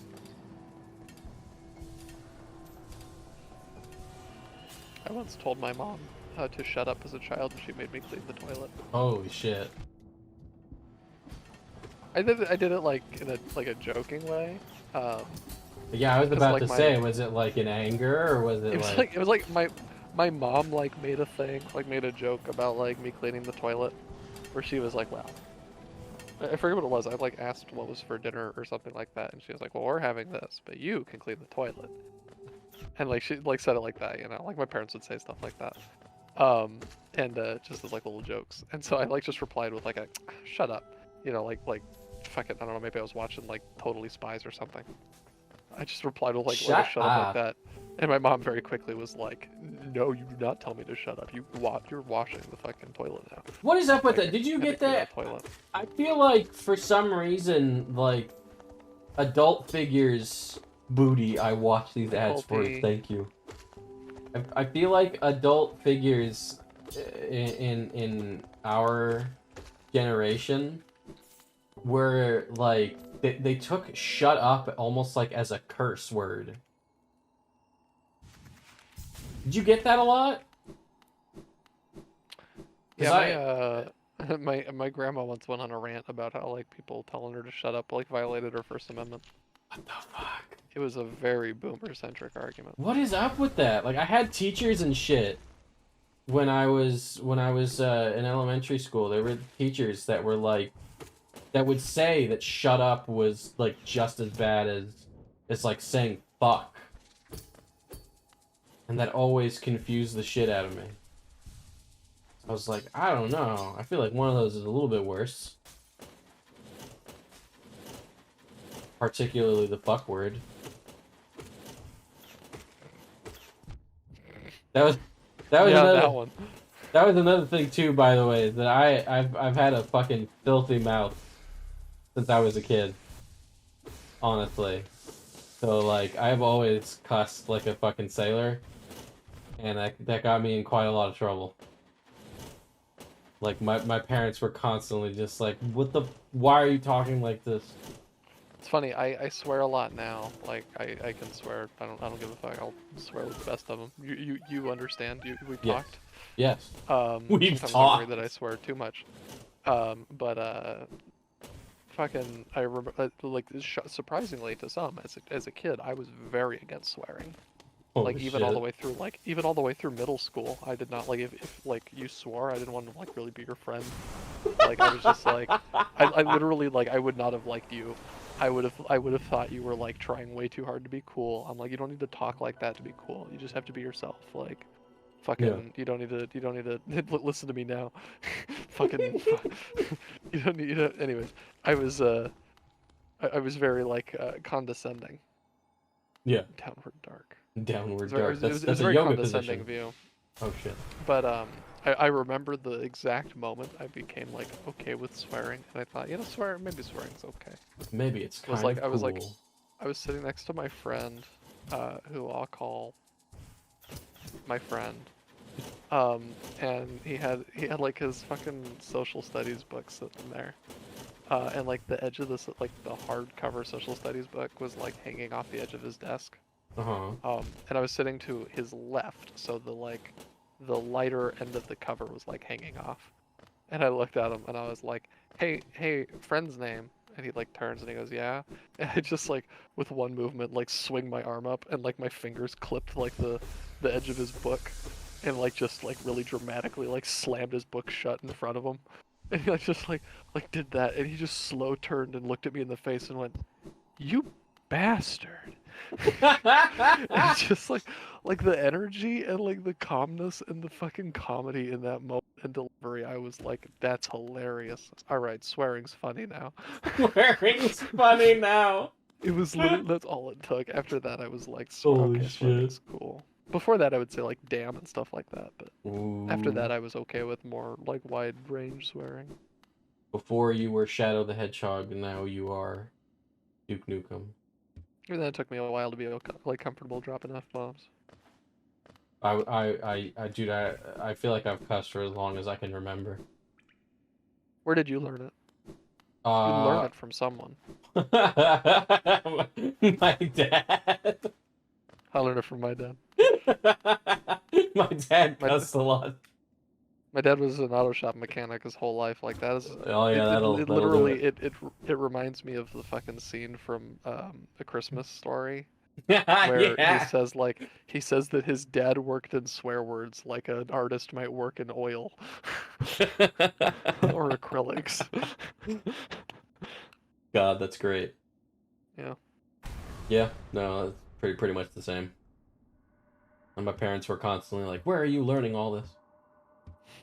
I learned it from watching you. Exactly, I would learn it from watching you, Dad. I know there are people that I know that like, still to this day, they'll cuss like a sailor, but they won't cuss in front of their parents. I don't cuss in front of my grandparents. I don't cuss in front of kids. I also don't like cussing if kids are around. That's fair. No, that's totally fair. Yeah. Oops. I'm actually quite proud of myself. The entire time I was like a teacher for like the 2 years I did it, I never once swore like accidentally while That's like playing good. like video games with the kids or anything like that. And I was nervous that I would too, because I'm like, I swear a lot while gaming. Yeah, I feel like I'd screw that up. I did accidentally once say a word that I didn't realize would be inappropriate, but the kids let me know that it wasn't appropriate, and I realized. What yeah, was I the probably shouldn't have said word? that. Suicide. That's fair. You can't say it on YouTube, so you can't. It was interesting because, like, to me, I was using it as like to me what I thought was the appropriate verb, where it was like we were playing like a Minecraft mini game, and it was like a thing where it was like if one of us died early, it was gonna like really suck. And so I was like, yeah, well, if one of us dies early, the other three can just suicide, and we'll like go for a new round. And all the kids got quiet, and they were like, Mr. Teacher, you can't say that. And one of them got like they became the teacher, and they were like, "That is a mean word. You should not say Whoa. the S word." And I was like, you know what, kids, you're right. I'm sorry. If one of us dies early, the rest should jump off the map to like finish it soon, so we can like go again. God damn. They like that better. Those kids schooled you. Yeah. But I never cussed at them. That's good. No, I know. I get worried about like if I'm like at a theme park or something. Mm. That I'm gonna accidentally forget that I'm at a theme park and there's probably children nearby, and that I shouldn't say the fuck word. I was at a theme park. It was Six Flags Magic Mountain. And I was there with my dad, my uncle, and my grandpa. Yeah. And my grandpa was like 70 at the time. Oh shit. But he loves roller coasters. He's like the dude That's who got me into awesome. roller coasters as a kid. He took me to Six Flags. I cried in the parking lot. He took me in anyways. He was like, "We're riding roller coasters, buddy. Like you can cry, but no." Holy shit. Yeah, but he was great because he was like, "Listen, like if you're scared, that's fine. You're kind of supposed to be scared. They're meant to be scary. That's what makes them exciting. So if you're scared, just scream as loud as you can. That's like a part of the fun. Nobody's gonna think you're weird for screaming loud on a roller coaster. Holy like, shit. You know, like let it out." And then he would like scream super loud. And at first I'm like, "You're so fucking weird for screaming loud," but then you scream loud, and you're like, "This is fun." So, anyways, we're all in line for like the new hotness at the time, which was Tatsu, the dragon roller coaster Oh, that flips you on your wow. belly, Yeah. like dangles you there. If one of us dies, the rest of us should jump off the bridge. You're right. There is a better way to say it than a cult initiation. If one of us dies, then the rest of you should drink the flavor aid. Also known as a suicide pact. Yes, it is. But we can't say that. We can't say it's a bridge jumping off pact, Dashy. Bridge jumping off. We've established this. See, it just comes out so naturally. Exactly. Suicide is just so innate to the modern man. In the modern era. Anyways, what the fuck was I talking about? Six Flags. Oh yeah. With So we're like grandpa. standing in line for Tatsu, the new hotness. It's like Yeah. late at night. My grandpa had this hypothesis that they ran the roller coasters faster at night. So we waited until it was nighttime to ride the cool new roller coaster. I don't think it's true. I think that instead it's just nighttime, so you feel like you're going faster because there's like lights blurring by. You know. That's still awesome though. I like that hypothesis. That sounds like a fun thing to tell a kid. I feel like that would excite me. My grandpa had like a whole fucking like theory of roller coaster that he taught me about. Like, okay, here's the benefits of sitting front carts, middle carts, back carts. They all got pros and cons. Like it was seriously like it was like a George Costanza from Seinfeld, but I was like enraptured because I'm a child. That's awesome. And I will pass it along to my kids. It's all bullshit, but you know. Anyways, we're standing in line, and for context, my dad was a very large man. Yeah. And my uncle also similarly very large, both well over 6 feet tall. I was like a kid at the time. My grandpa's like just around 6 feet. We're standing in line, and like this like teenage, like maybe like early 20s couple in front of us that have been like canoodling and stuff in line, they both like light up cigarettes and start smoking. And my grandpa very politely says, "Excuse me, sir, but there's no smoking in the park." The dude just looks at him and dope. goes, "Oh yeah?" And the dude looks at him and goes, "Yeah, what are you gonna do about it, old man?" And at that moment, my dad and my uncle both leaned forward and said, "Yeah, no, there's no smoking in the park." And the dude just fucking puts out a cigarette without saying another word. That's fucking awesome.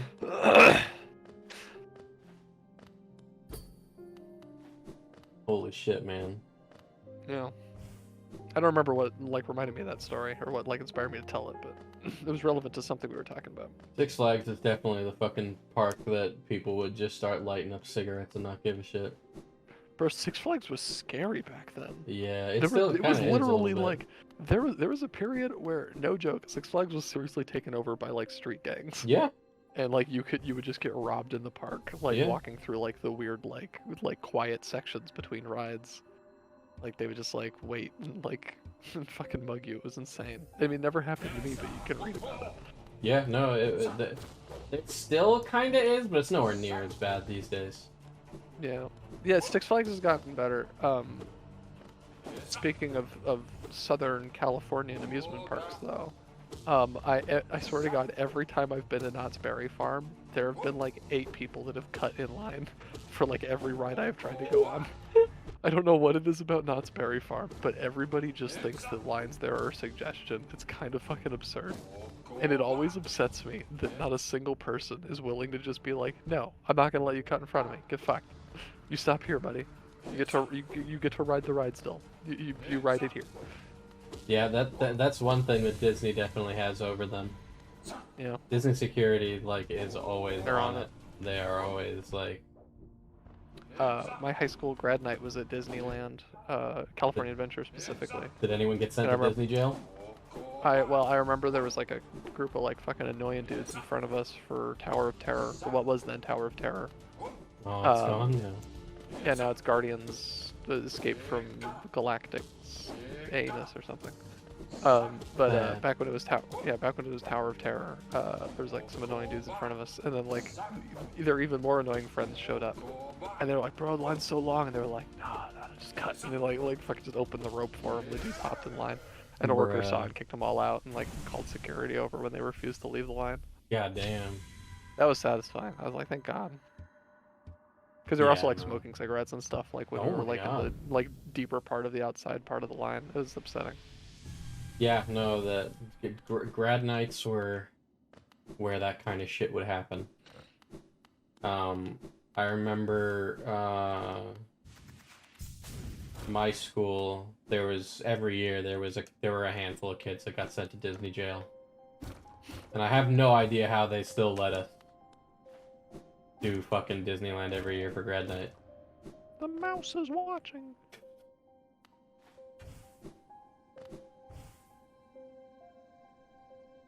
But dude, I haven't been to Disneyland in like years. Years. I just went this past season, like this year, or this last year. It holds up. It's still good. Well, I didn't go to Disneyland. I went to California Adventure, but it's still good. Very expensive these days. It is. It is, but it's like you get something for the Disney premium. I feel. Yeah, no, that's fair. The fact that no part of Disneyland feels like gross or like you're like, oh. I'm kind of upset that I spent like $100 on this ticket. Like, every part of Disneyland feels like pretty high quality in my experience. No, I can agree with that. Yeah. I Can't say the same for like the other parks, like the Cedar Point parks for like Knott's. Yeah. Which Knott's is great. I love Knott's, honestly. But Knott's, yeah. Knott's is great if you want to go to an amusement park and also stock up on delicious preserves. Well, is it Maybe get a cool like rock cut open for you. Yeah, Disney is so fucking expensive. I can't fucking do it. And our good buddy Mario has told us, he's shown me, I don't know if he's talked to you about this, but he's shown me on his on the various dating apps. This has been honestly Mario like telling me about like what these dating apps are like is fascinating to me, because I've been dating Alyssa for like 11 years at this point, so I've never used any of these dating apps. I never even used any of the like dating sites like eHarmony and Match.com. Yeah, because I was a teenager when I first started dating her. Yeah. So all of this shit is just a fucking enigma to me. It's all a mystery. I've also completely missed the boat on like app dating and Tinder and stuff. Yeah. This is all like new to me. I am completely outside of this realm. It's all fascinating to me, and he has shown me so many. It's super common that there are so many girls on Tinder that are like Disneyland, like regular Disneyland dates are a must. Like that is a requirement to date me. that you must take me to Disneyland. Like frequently. That's just saying you have to be a season pass holder. Basically. That's like a fucking $1,200 a year commitment. It's nuts. Fucking nuts. Oh, I'm not doing the flower quest yet. We're good. Actually, I have no idea how much like a season pass count, like, or an annual pass costs. It's a now. lot. Probably about that much. It's a lot. It used to be super I can't imagine affordable. less than 1,000. It has to be more than that. It's a lot. I used to get into Disneyland for free Yeah. because my uncle worked for one of the sports teams that they owned back when I was God a kid. damn. And it was just like, hey, if you work for Disney or a Disney-owned company, you get free Disneyland tickets. That is ridiculous. I No remember questions asked. Disney season passes for California residents used to be so fucking cheap. When I was a kid, I remember that my parents would take us all the time because it was so cheap. Yeah. That pussy ain't worth like 1K a year. Yeah, I was thinking that exact thing. Yeah. This better be immaculate head. $1,000 head. I'm talking sloppy toppy that I'm gonna be telling my grandkids about. Billy, I ever tell you about that time a floozy sucked my soul out through my wiener? You sucked me so good I had to wipe after. I still haven't found my right nut, Oh Billy. my god.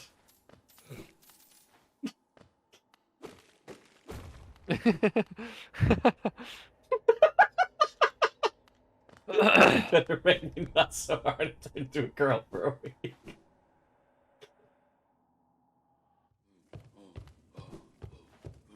That's the plot. That's the plot of Ranma One Hand. That's what I'm gonna tell my kids.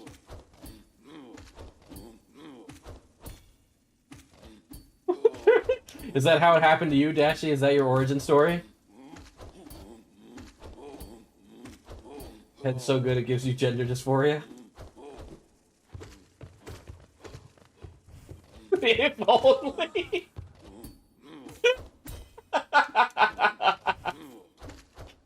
We can all dream. I have a very a story that's like similar to that, but I actually don't know if it's okay to tell on stream.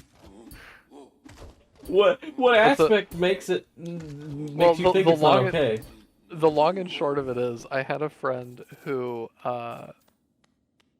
like pre-transition, like engaged in like a threesome activity. Yeah, this is an 18+ stream technically. I have the thingy. That's fair. That So says so this is like mature. I have a trans friend who, before they had transitioned or even like began identifying as trans or like Mhm. come out, like at a party, like just fucking like hooked up with a couple that were there, and like ends up like sucking this dude's dick, but does like such a good job that the dude in a drunken stupor I remember cannot this. shut up about how good this head is, to the point where it literally ruined his relationship in that bedroom.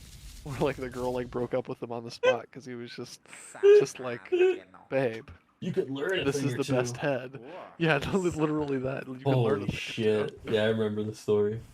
Yeah, fucking yeah. That's And then, fucked.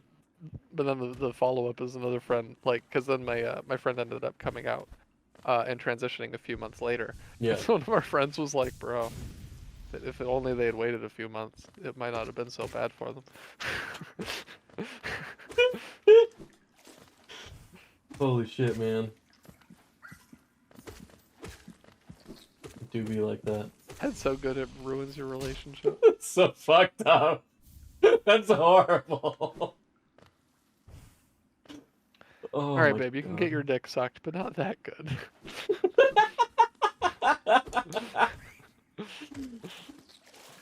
Can you fucking imagine? Jesus Christ. That's sad. I remember too, like, as this event was happening, it didn't actually happen in a bedroom. It was happening in the back of a parked car. Fucking, like, one of like a person that I went to school with was like, "Hey, where did where did like so and so go? And I went, oh, I'm pretty sure they're getting their dick sucked right now in a parked car. And the dude like immediately like cranes his head and he's like, where? And starts like walking over towards the parked cars. And I'm What? like, bro, no, Why? this was the fucking weirdo, man. I'm telling you. Just really wanted to see that. Okay. I kept waiting Let for them this have guy. their dick sucking in peace. I kept waiting for this guy to have his redemption arc, and by the time I left that school, he was at the stage in his villain origin story, where he had started attending a Korean church to meet a Korean girlfriend. Ugh. And it didn't end up working out, but he did end up getting fucking, like, he ended up going on, like, a mission to Korea and got sent home early. I can only imagine why. Yeah, I was gonna say, like... Oh... I will say this person, I kept trying to, like, nudge them in, like, positive directions. And be like, bro, you shouldn't view people like this. You can lead a Yeah, horse to you water, should but be you better. can't make it drink. And he just kept... I remember once we were talking, and he goes like, yeah, oh, I gave that you were talking to, she's like in a class of mine, I gave her a ride home the other day, because her car wouldn't start. And I'm like, oh, that was nice of you. Yeah, I told you the story. I was like, oh, that was, I swear to God, this sounds like I'm making it up. It's like it's like from The Office. And I was like, oh, that was nice of you. And he said, yeah. And now she'll owe me. I was like, dude, no. Oh, No. He even said it like, yeah. And now she'll owe me. I was so like, creepy. bro, What stop. the fuck? We were in a club together, a gaming club. And he was like talking about like we had a club rush, and there was like a lot of the people that showed up from the club rush were girls. And so we were like talking after like a meeting, and he was like, did you see all the girls that were there? And I was like, yeah, it was really good to see. And he goes, yeah, it's awesome to have like girls in the club. And I was like, okay. Hopefully he's not going to take this in a weird way. I don't think he is. And I was like, yeah, it's like really great. And he says, yeah, they're almost like trophies. I was like, what? And he goes, yeah, they're like trophies in our trophy case for like people to see when they come visit our club. I was like, bro, no, you can't talk about people like that. Jesus Christ. Like trust me, it's like you with your friend that like also went down like a fucking awful descent of like just horrible like morals. Like I fought with them. I kept telling them you can't talk about people this way. Yeah, no. He never learned.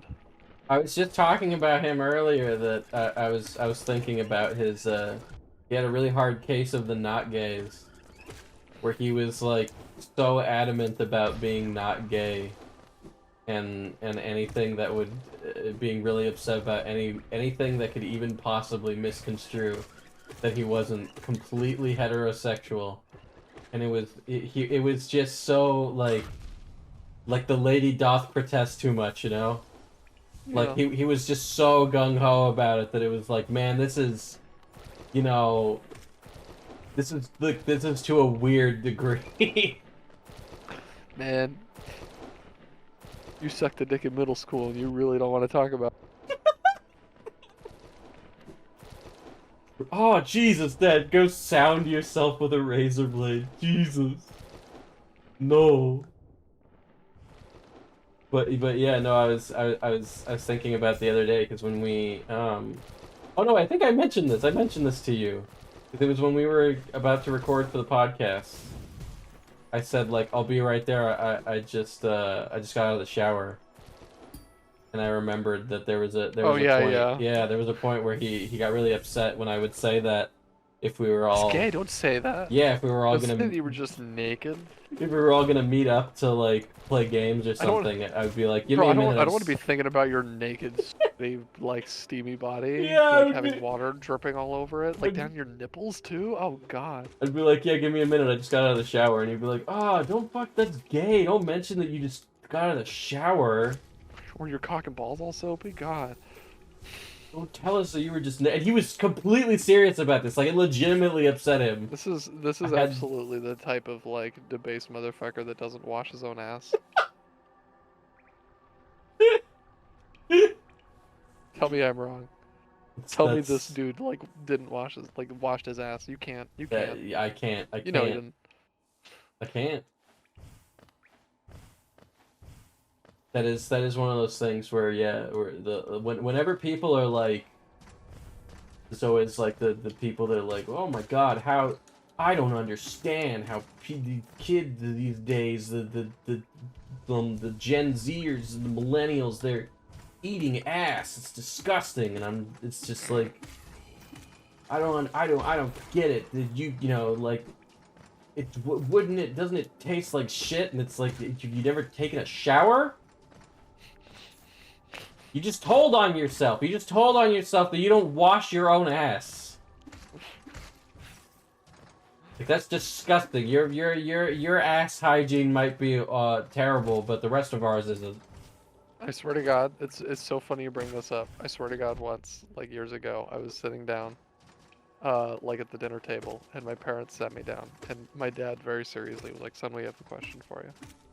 I was like, "Yeah, what's up?" And he like folds his hands on the table and he goes, he says it exactly like this. He goes, "Son, are kids your age eating ass?" And I went, "Yeah." And him and my mom both went, "Oh." Oh, Yeah. And then my dad went, "Why?" And I was like, "I don't know. I'm not eating ass." you don't understand eating ass either, Dashy? Don't knock it till you try it. That's what I'm gonna say.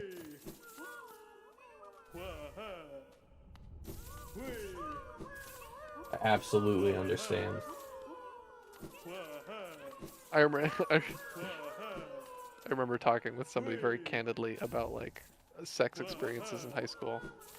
And he was talking about like, we're both 18. This is like senior year of high school. Yeah.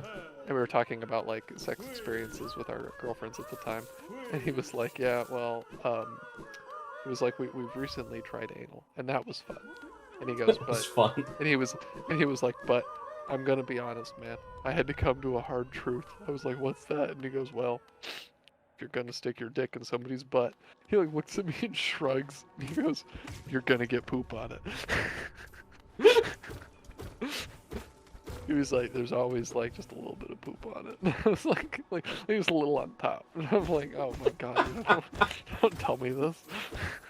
That's why you do the enemas. You fools. You don't know that when you're 18. That's fair, I guess. And your sex ed is taught by the football coach. Yeah, that's fair.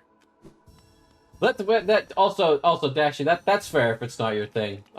There's no shame in that or whatever. But I'm just saying that there are people that like don't understand it from like a hygiene point of view. Yeah. And that to me is just like you're telling on yourself about how unclean your ass is. But that's totally fair. It's not everybody's thing. I don't think I would be comfortable having my own hole rimmed, personally. So knock it till you try it. I don't know. I'd be like too like worried. Too worried. Listen, I don't care how much you like wash it. Bleach the fucking thing for all I care. Like, I poop from there. In the famous words of that video, I poop from there. Even if not right now, I don't. Like, Hardcore Christian straight football coach man taught you sex ed. Yeah. Yeah. my health teacher was the football coach, and he said this class has 2 rules. 1, wake me up if somebody with a tie walks in. 2, don't make. He said don't make too much noise during class, because if I'm on the computer, chances are I'm day trading, and if you guys make too much noise and distract me, and I lose $10,000 because of you, I'm gonna be really upset. And he always had the same threat. His threat was to show us like pictures of like STD riddled genitalia. He was like, "I have slideshows of penises and vaginas that would make you never want to look at the opposite sex again. Oh my god. Do you want that?" We're like shaking our heads. He's like, "Be quiet." Oh god, Dashy, not pom pom. what's it called? Nyana's has tried to bury that. Took it down. She's disavowed it. Of course, my favorite part of high school. The Fitness Gram Pacer test is a multi-stage aerobic capacity test that progressively gets more difficult as it continues. The 20-meter pacer test will begin in 30 seconds. Line up at the start. The running speed starts slowly, but gets faster each minute after you hear this signal. A Why do you single have lap the should whole be thing? completed each time you hear this sound. It used to have music Remember at the to end, run in a straight line, but the and music run it as had long as was like possible. porno The music. second time you fail to complete a lap before the sound, your test is Fucking, over. what was it? test will- I didn't have this. You have to do like, pacers? yeah, when you played that from your soundboard for the first time, and you were like, "Ah, don't you recognize this?" And I was like, "I don't know what's happening. You know, lucky. I do pacers in PE. I don't know what the fuck that is." It's like a running thing that you do on like a basketball court, where Oh, okay. you're running lengthwise across the court, but like not lengthwise, but you know the like shorter distance across the width of the court, if that makes sense. Yeah. Yeah, so you're running across that, and like it goes like barely boo, and you have to like start running, and it'll play like a funky little tune, and so you like run to the other side of the court, and you wait at that line for it to give you the next boo, and then you like run back to the first line, and then they just like continue getting faster and faster. Here's the thing: it goes up to 125 like little tones. Yeah. It's insane. I could barely make it to like 25 or 30 Jesus Christ. before I was like dying. Like the track kids could make it to like 90 pretty reliably, and then like some of the freaks of nature would make it to the 125 limit. I That's say freaks of ridiculous. nature like as a term of endearment. They were very like impressive, and, like very good long distance runners. That's Like these fair. dudes just like as soon as they were done like running, they like collapsed on the ground, and it was like everybody gathered around them and treated them like fucking Greek gods. like Mercury himself had just arrived to like save Olympus from the Titans. That's fair. I fucking hated PE when I was in school, and I was so My happy that like they every time we had to run the mile, if you did it like under a certain amount of time, then you just never had to run the mile ever again. So I would just push myself really, really fucking hard to do it under that time for the very first time, and so I only great. ran the mile like once a year in high school because I would just do That's it. funny as fuck, Yeah. and you would just die. That's so Yeah. funny. My best and like my favorite and like least favorite like memories from gym both happened in 8th grade.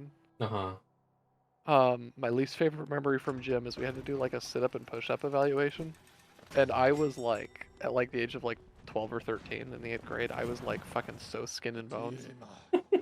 Like again, Bruh, same. mostly made out of knees. Yeah. And fuck it, I go to do my push-up, and they put this little like orange cone underneath your chest that you have to like touch your chest to. I'm really tall, so I got long arms. It was like a really long way for like me to get down. I'm making Holy fuck. excuses. I fell on my first one. No. And like the PE teacher would like when you would finish it, he would loudly like yell out your number. And so I like did that, and he goes, "1." And like there was like a bunch of like my classmates watching, and they like laughed. It was like a fucking sitcom. They like like ah Holy shit. like this. Like there were like girls like pointing. It was awful. That's horrible. Yeah, it was fucking intense. It's like I can do push-ups now, but it forged me as a man. Forged me. My most fond memory from PE in the same grade was I was playing like just lacrosse in PE, and like I got hit really hard in the nuts, like really hard in the nuts with the lacrosse ball, and you can really zing that thing if you're trying for it. We should have had cups for lacrosse, like for the lacrosse unit, TBH. I got hit really hard in the nuts, and I literally like crawled to like the sidelines of like our lacrosse like pitch, and I swear to God I passed out on the side of the field. Jesus. Like best case scenario, I took a nap in tremendous pain, but I don't know what you that's what passing out is now. Yeah. Yeah, I passed out. My friend tried to wake me because there were like bees on the flowers like near me, Oh and my I was like God. I wasn't having it. And I remember like I came to, and this is the fond memory I have. I came to, and every boy in the class was like gathered around me, like circled, like staring at me with like concern in their eyes. And I slowly opened my eyes. It was like a fucking like movie. And they're like all looking down at me, and one of them, like the most popular boy, was like, "Are you okay, bro?" And I was like, I was like, "I think so." And he was like, "Here, stand up. You'll feel better. Trust me." And he, like they all like lifted me up and like carried me back to the like locker room. Like it was like a march of the boys. Like 12 of us like head back. Like all the girls are standing there like at the edge of the grass, like watching us return, like watching like their men return from war. It was insane. Cock and ball solidarity. It really was. Holy Bro, shit. I could see carved in their fucking 13-year-old faces who had suffered this pain before. Like there was sympathy in those eyes. It was intense. There was like friendships forged that day. Oh my God. Also, yes, you're as Not the bees. Dashi pointed out your experience of all these people laughing at you. It does feel like one of those small penis humiliation fetish videos. That's true. It does. That's also see, that's a sex thing that I don't understand. Okay, you're all allowed to not understand eating ass, and I don't understand that. That's fair.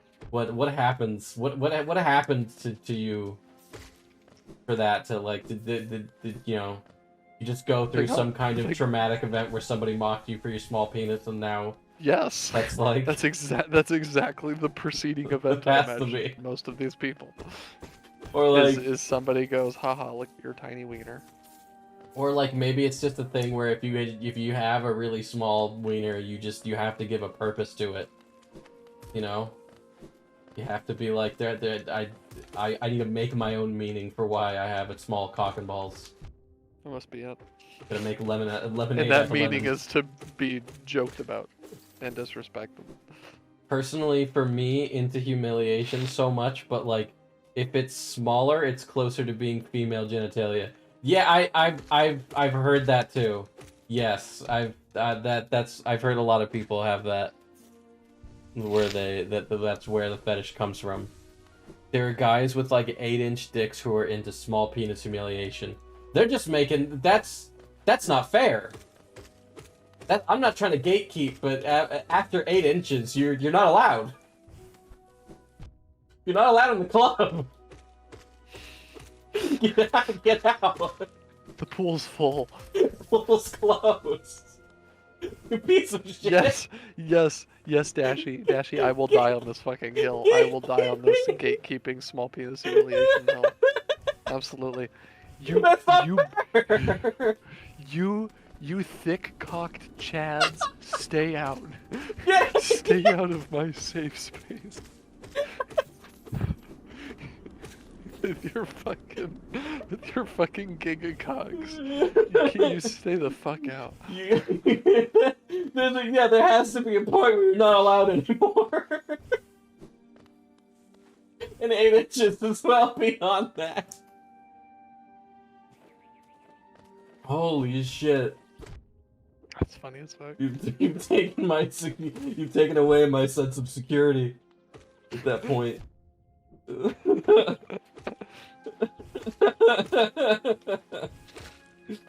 And then there's premature ejaculation. Okay, so you know you're allowed in the premature ejaculation club no matter how big your penis is.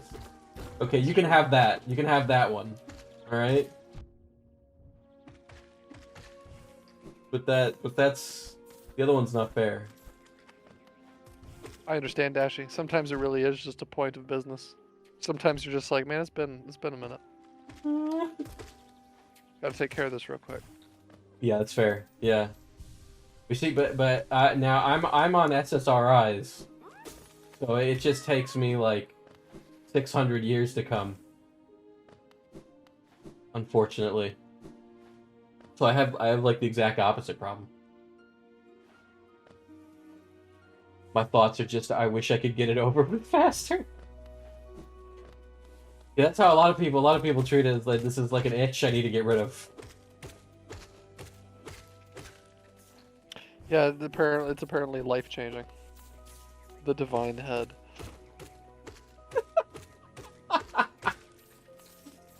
Yeah, apparently.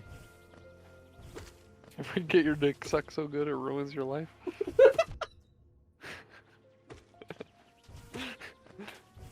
That's dangerous. Do you really want that? Really want that power over man? Pandora's box. Yeah, or do you want to be the one that can cause that? I don't know if I'd want that kind of weapon in my arsenal. Be like walking around knowing I could just like snap a person's neck off.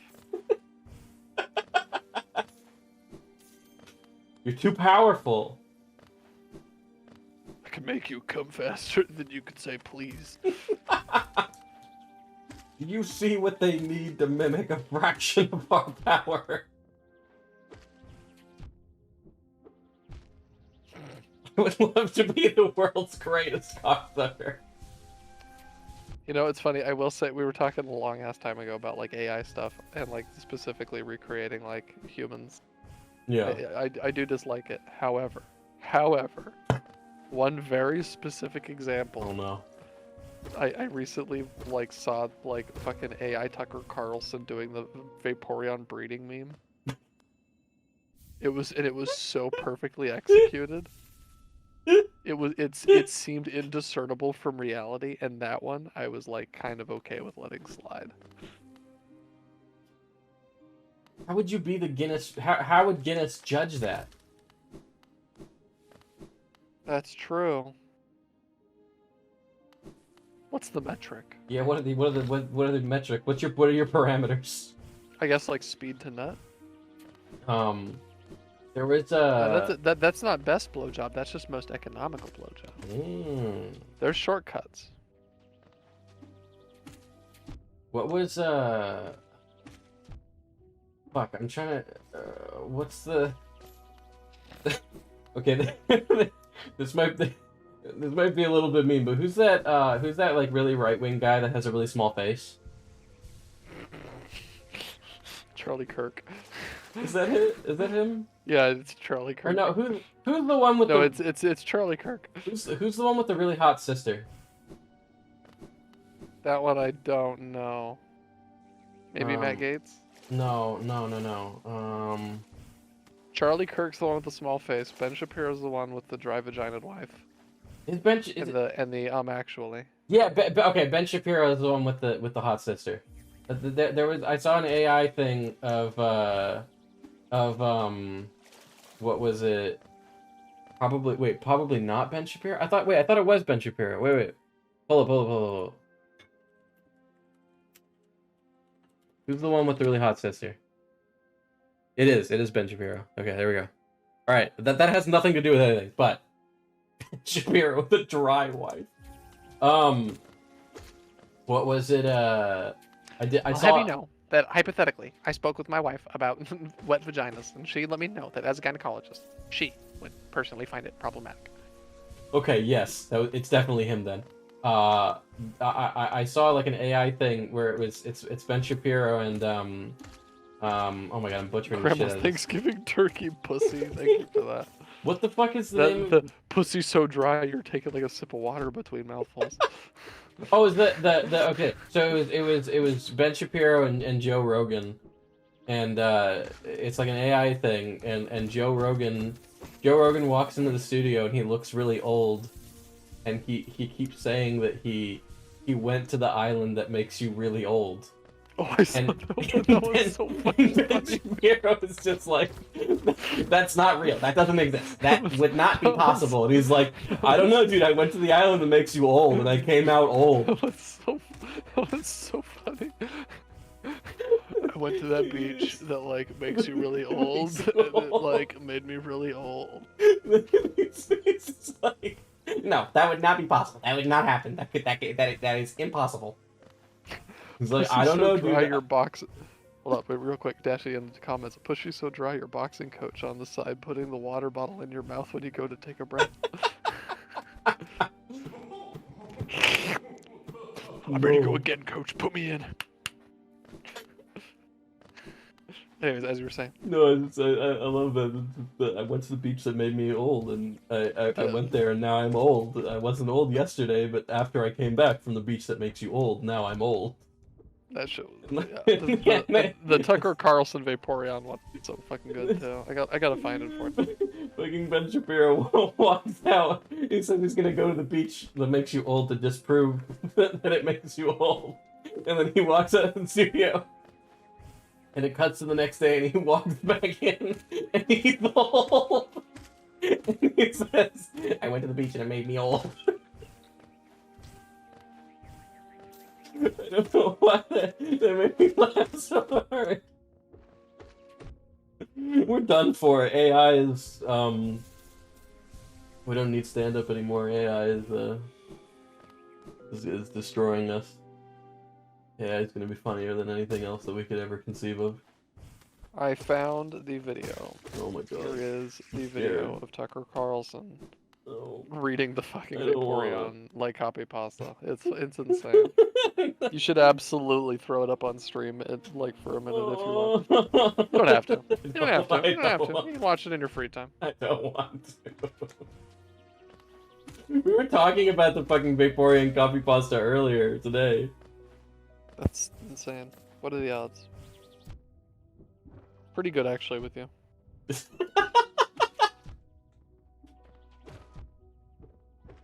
I say that with love.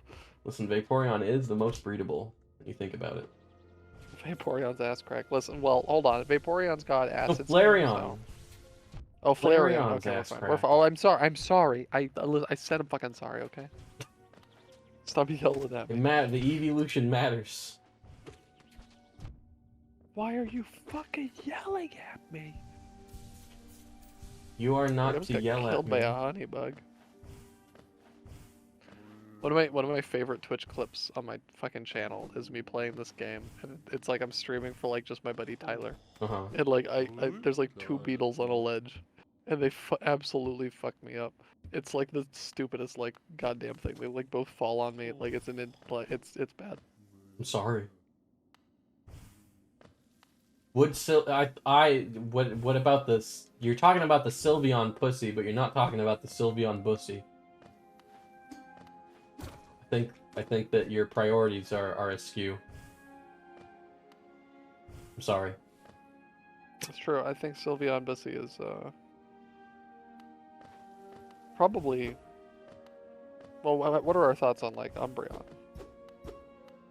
Umbreon would be like a goth girl. That's like a +5 in my book, TBH. That is pretty good. I was literally just telling somebody. It was funny. I was telling somebody earlier today. I'm like, it's interesting. I realized that my taste in women is like I'm either attracted to really short girls or really tall girls. If you're in the middle, you have to have something else going for you. Like you gotta like have big titties or be a goth girl. Fair. That's fair. And like as I said it, I was like, every part of this is accurate in like my tastes. Are EVs more really- often to be female? That actually is an interesting idea. Hmm. Huh.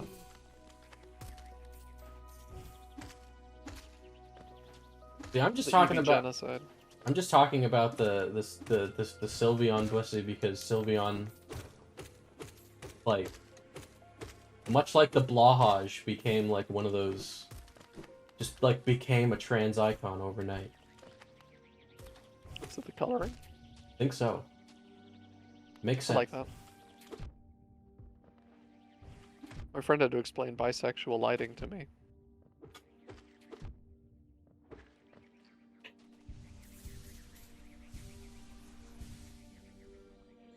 Wait, what? It's pronounced like blow high? Wait, what is?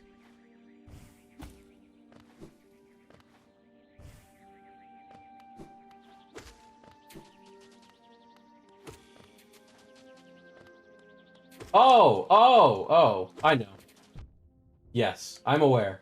I'm aware I'm saying it incorrectly. But Blahage is funner to say. I'm absolutely aware I'm saying it wrong. But that's okay.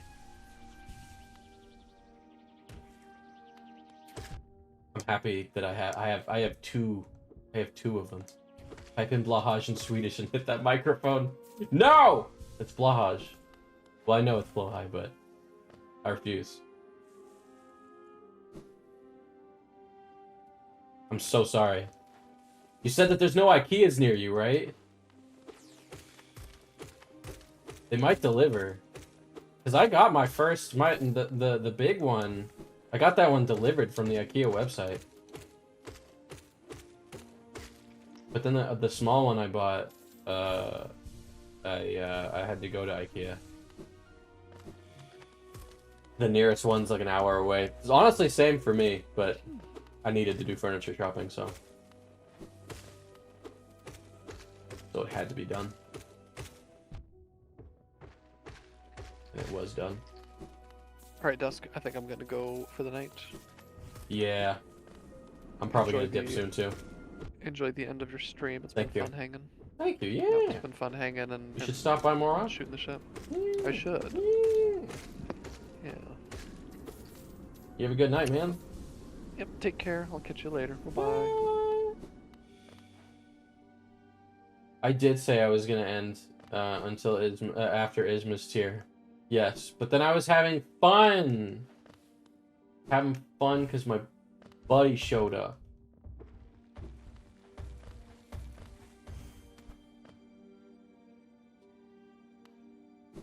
I am the person that when I have friends over, I end up staying up until 5 in the morning chit-chatting with them about life.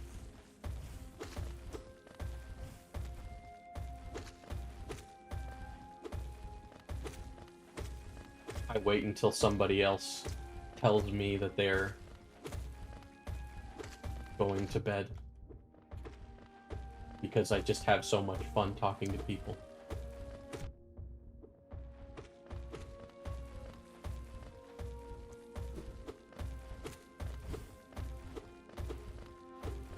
Fuck. But, I mean, hey, we got a lot done here.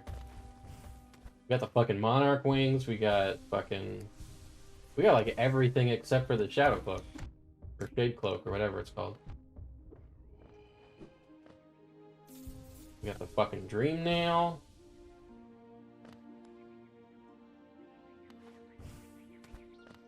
Fuck.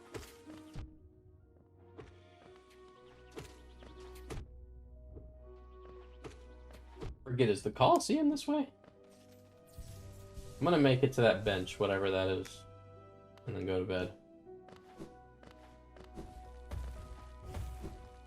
I'm just gonna get past these guys. Oh no, it's one of the Nail Masters, I think. Let's get his thingy first.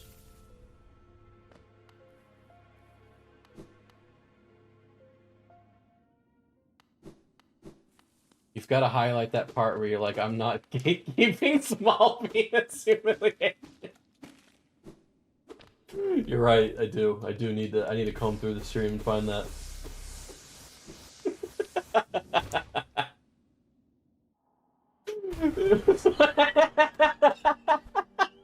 I'm sorry, it was like almost genuinely upsetting. I was like, that's not fair. That's how empathetic I am. I'm like, you're not being fair to the small penis havers. You can't do that. This is illegal. How did you find me down here where the world ends? Yes, I know why you're here. You came to learn a nail art from the legendary nail master Oro. It is the law of the great nail sage that I must pass down my teachings to those who are worthy. But no law forbids me from exacting a payment for my time. If you truly wish to train under me, prove it with Geo. Oh, sweet, I have enough.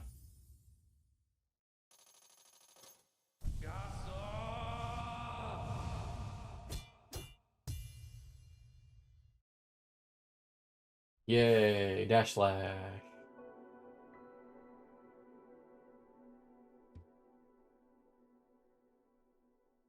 I must say, you are an excellent pupil. Your skill with the nail and your thirst to become stronger, you remind me of my brothers. I have taught you all I can. Go back into the world, traveler. And leave me to my solitude. Bye-bye. Oh, wait.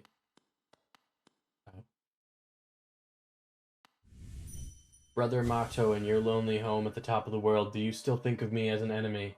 In the future, if you will listen, I will tell you why I chose to tread this path. Oh.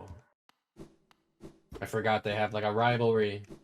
When you fight them in Godhome, they, like, when they first jump in, they, like, look pissed off at each other. And then Shio just doesn't give a shit. Just fucking said, fuck this, I'm gonna be a painter.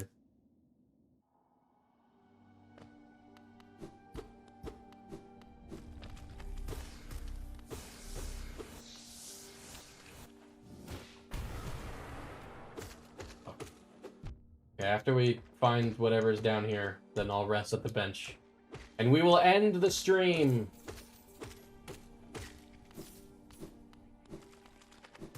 For reals this time. I feel like I would go back in the stream to find that point where it would happen, but your past broadcasts don't show up. I can make this one public. I'll make this one public. Oh, fuck. I archive them, I just don't make them public.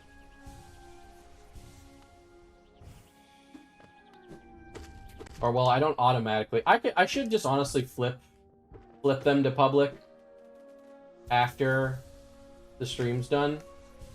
I just have it automatically set to not, just in case there's anything that I wanted to edit out.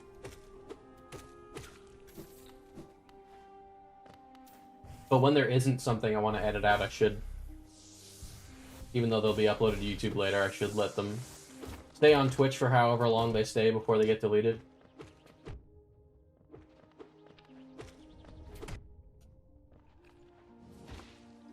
Oh fuck, oh fuck, oh fuck. Ah, gee, he's just like stomping on my fucking body. No! Oh fuck, I am fucked. I am so fucked. Holy shit. I made it. Jesus. Jesus. I didn't think there was gonna be a whole thing down here. I thought it was just gonna be like a whole, like I'd get it like a charm or something, you know?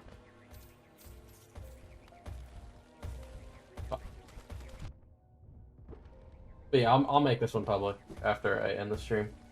For affiliates, past broadcasts are stored for 2 weeks. Yeah, there you go. Fuck. Fuck. Oh man, I am so fucked. Oh man, I'm fucked. This is no good. Oh. Fuck.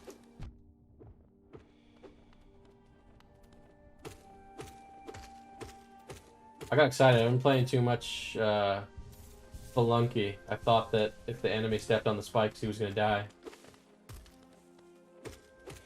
But this don't work like Spelunky.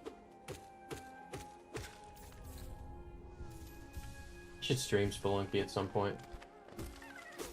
Why?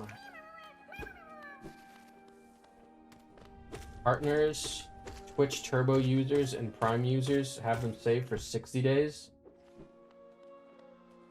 Is that a new thing? Because I remember back in the day, it used to be that you could, rather than them being saved for a certain number of days, it used to be that VODs would be saved. You could only save a certain number of VOD. Because I remember Joel from Vinesauce had he had the Twitch VODs for his San Andreas playthrough stay up on Twitch and not on YouTube because the copyrighted music kept getting them DMCA'd.